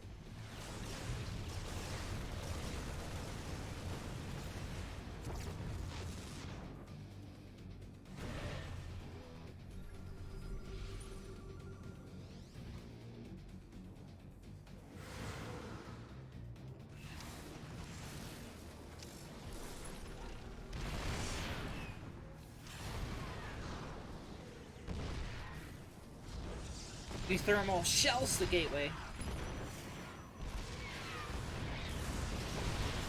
But this time I think he's gonna get cleaned up. Yeah, there's not enough. He can hold the load down, but that's not what he wants to do. Push up here.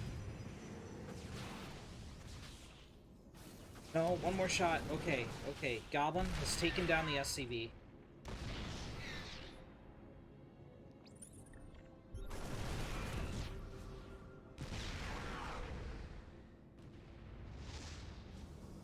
And I'm getting so much deja vu. Goblin's gonna take this 3rd. Just expand in the opposite direction of the Terran. But this time, there's not gonna be this annoying proxy sitting here containing half the map.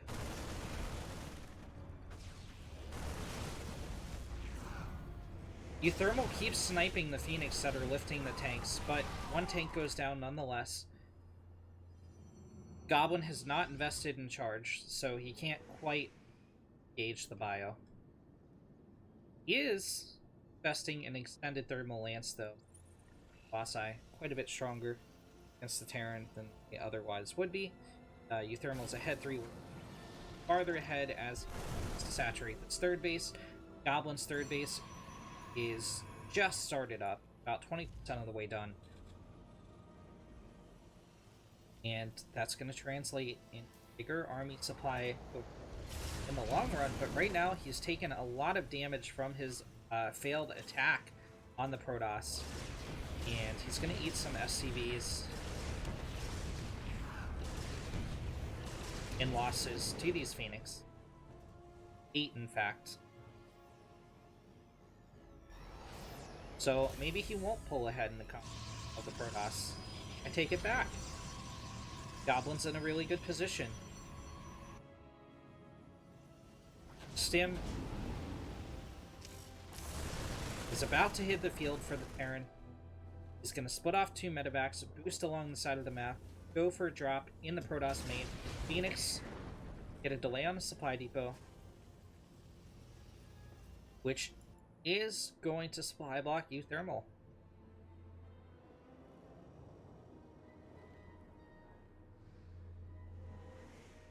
There's so many here. They intercept these medevacs. There they go. It's 1 medevac dead. Haha! Marine printer go. Brr.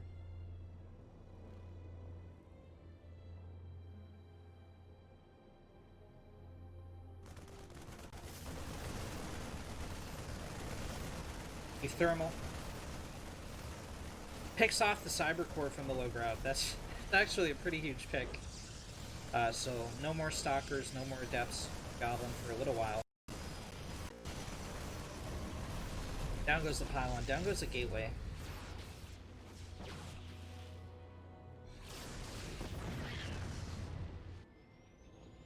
Goblin's also going to be supply blocked for a not insignificant amount of time.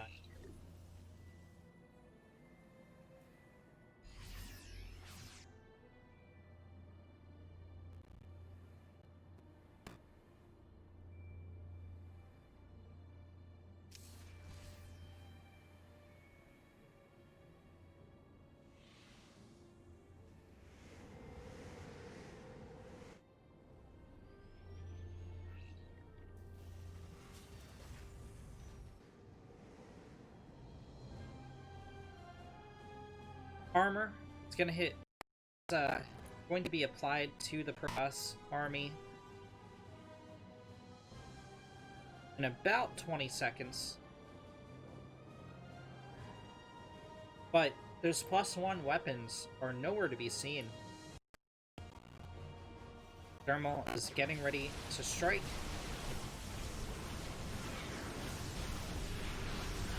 As he bleeds off quite a few supply depots, the refinery goes down as well. He's finally going to move a tank forward, but he already lost pretty much everything there was to loot side. Goblin throws down a 4th at exactly the wrong time. U-Thermal stims in, he gets the kill on it. And I don't know, man. I think U-Thermal is ahead here. Phoenix are not what you want defending against Mass Marine. Goblin's gonna recall his army, but he didn't recall it to the 3rd. He recalled it to the natural. 7 probes have gone down. The 3rd Nexus goes down as well. Goblin took the bait, hook, line, and sinker, and I think U-Thermal just won the game. Well, you know what? Goblin has so much army on the field. It's gonna depend. It's really gonna depend. If U-Thermal can find a way to hold here, if he gets good Wind of Mine hits off, he can hold long enough for the tanks to pump out damage, and if he can target down these Colossi, U-Thermal wins. If Goblin breaks U-Thermal here, then the Protoss claims victory. And Goblin has been repelled.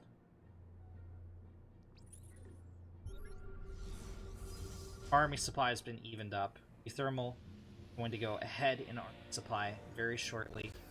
Now, Blink is operational. +1 is soon to be operational for the Protoss. It's going to give him a very small window once again.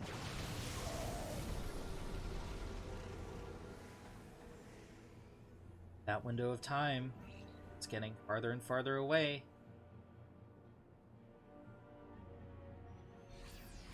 Thermal splits off another couple Marauders.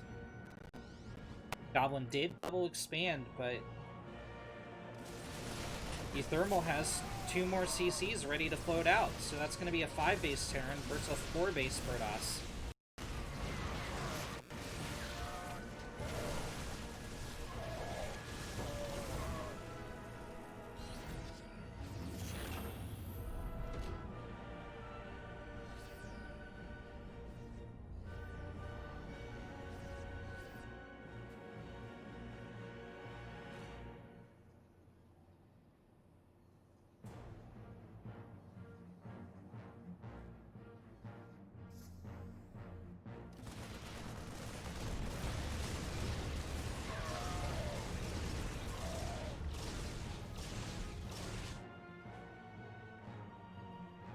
Thermal seems to always have something to keep Goblin occupied with. Stimming in a couple Marauders here, going for a drop there, going for a push over here.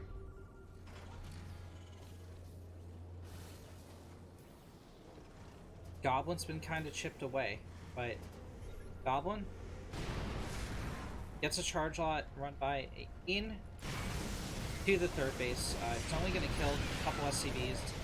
Its attack's going to be somewhat more successful.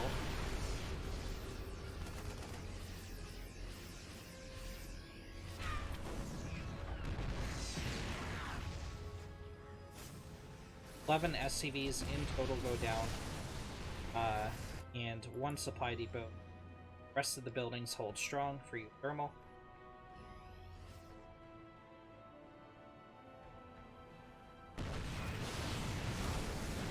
Goblin is going to go for the kill on this softened up command center. He takes out the tanks. SCVs are pulled to mass repair. Great force fields allow the Colossi to destroy the ranks of bio units.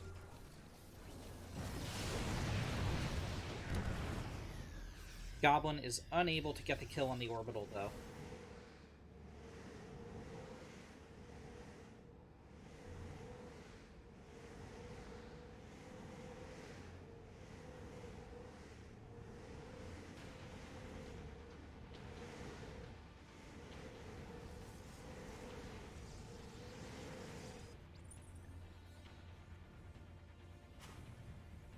+3 started up for the Terran. Goblin has dropped 2nd Stargate behind this, and he's going for double carrier. +1 air weapons have started production as well. And we're going to head into ultra late game TVP.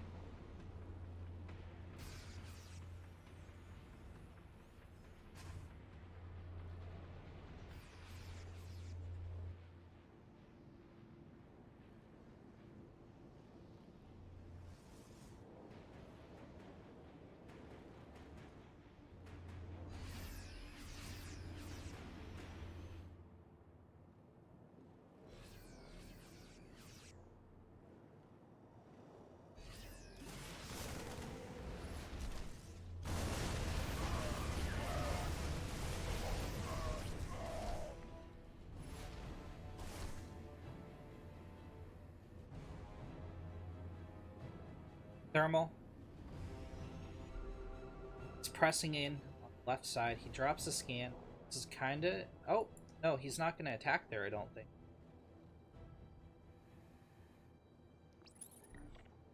The observer sees the position. Rift back home. Goblin is continuing to increase his carrier count. Carrier count? How about carrier count?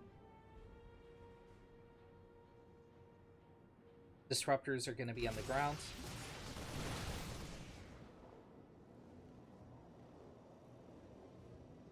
Goblin is maxed out, so once these carriers pop,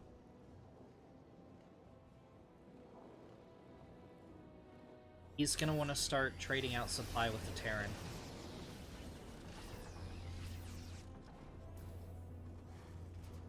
Goblin throws down 2 more Stargates, so that's going to be 4 carriers at a time if he can kick off that production. Don't know that Euthermal's going to give him the chance. There's not that much gas in the bank here for Goblin.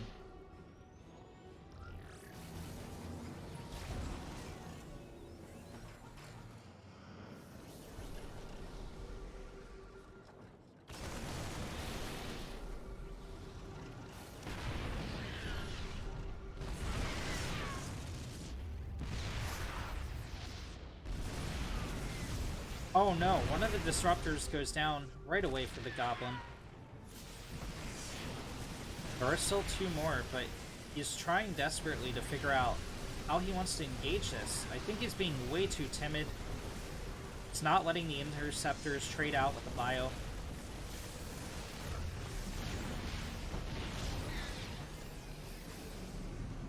Goblin is knocked back down to 4 Nexus. He didn't really lose very many workers. He's killing off his own supply to try and get out more carriers.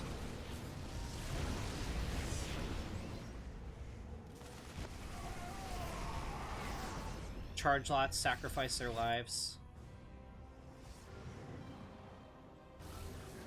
Yeah, so Goblin's quadruple producing carriers. That's going to increase his count from 6 to 10.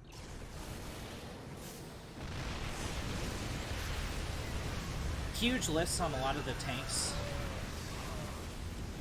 Marauders are way in front of the Marines. The Marines are stuck in a corner. They pad into a corner near the tanks, and that allowed all the Marauders to die. Well, nearly all the Marauders to die.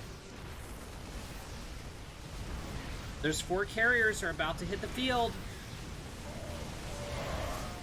A huge disruptor shot goes off, and these tanks are going to be very vulnerable. Why isn't Goblin engaging the tanks? There's no Marines left!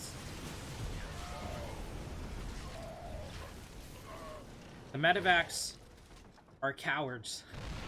They abandon the bio, they abandon the tanks. Go, every man for yourselves.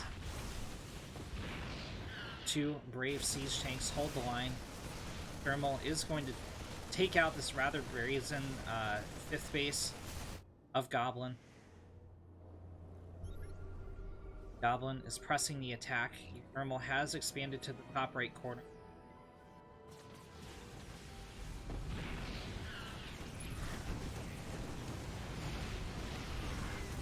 The problem here is Euthermal doesn't have things that shoot up right now. Producing Marines only 4 at a time. He does have quite the gas bank, but instead of producing Vikings, he's producing more medevacs.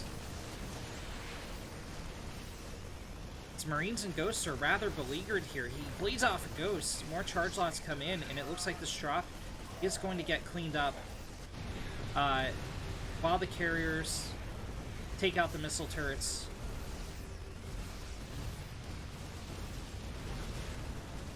Goblin is playing ultra conservative.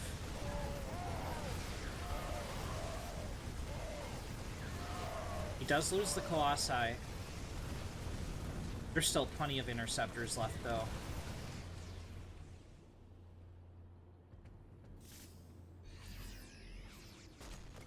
Euthermal is down to 30 minerals. +3 armor. Should be done soon. It's not here yet.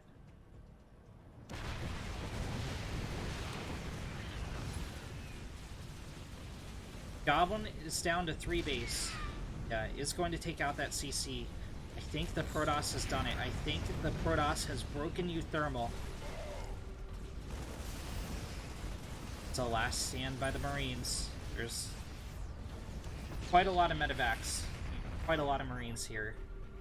Goblin's going to be careful about how he engages this, and Orbital is moving to the top right corner. There's a ton of SCVs long distance mining.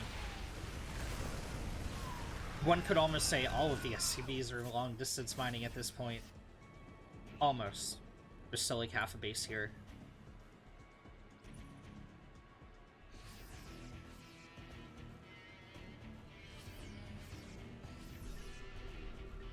They're almost going for another push. I don't know how I feel about Goblin flying back home to defend. He still has recall. You can stack the carriers up so they float on top of each other and recall if you really need to defend.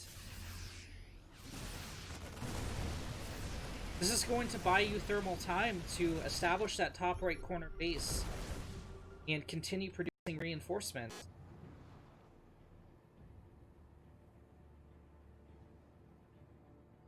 Remember, Euthermal still has this gigantic gas bank he can utilize as well.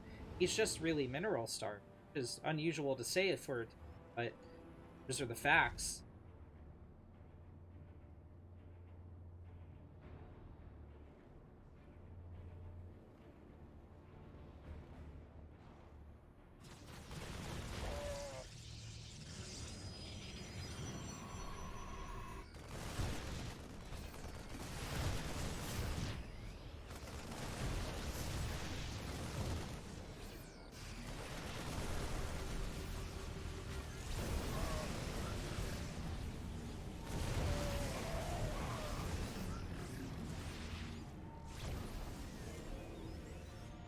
"16 probes have fallen for Goblin."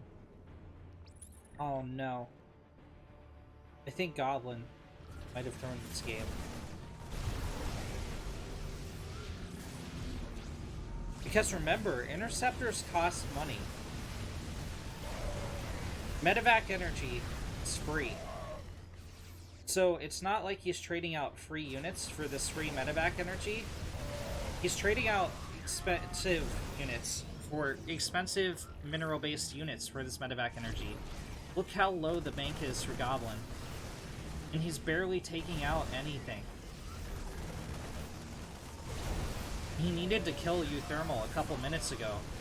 Okay, finally, he's gonna start taking out Marines. Interceptor count is diminishing. Here comes a ton of reinforcements for Euthermal. Oh no. Oh no. There's not any interceptors left. And Goblin doesn't have money to make more. This is exactly what I was worried about.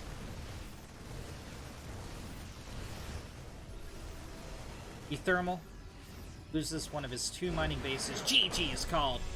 Or excuse me, Goblin loses one of his 2 mining bases. GG is called, and Euthermal claims the Grand Championship. He's going to take home $100 US. Well, it's the bulk of this ESL Pro. Thank you guys so much for watching. It's been quite the marathon today. I hope you enjoyed. I'm going to find someone wholesome raid. Drop a follow. I'll see you guys in the next one.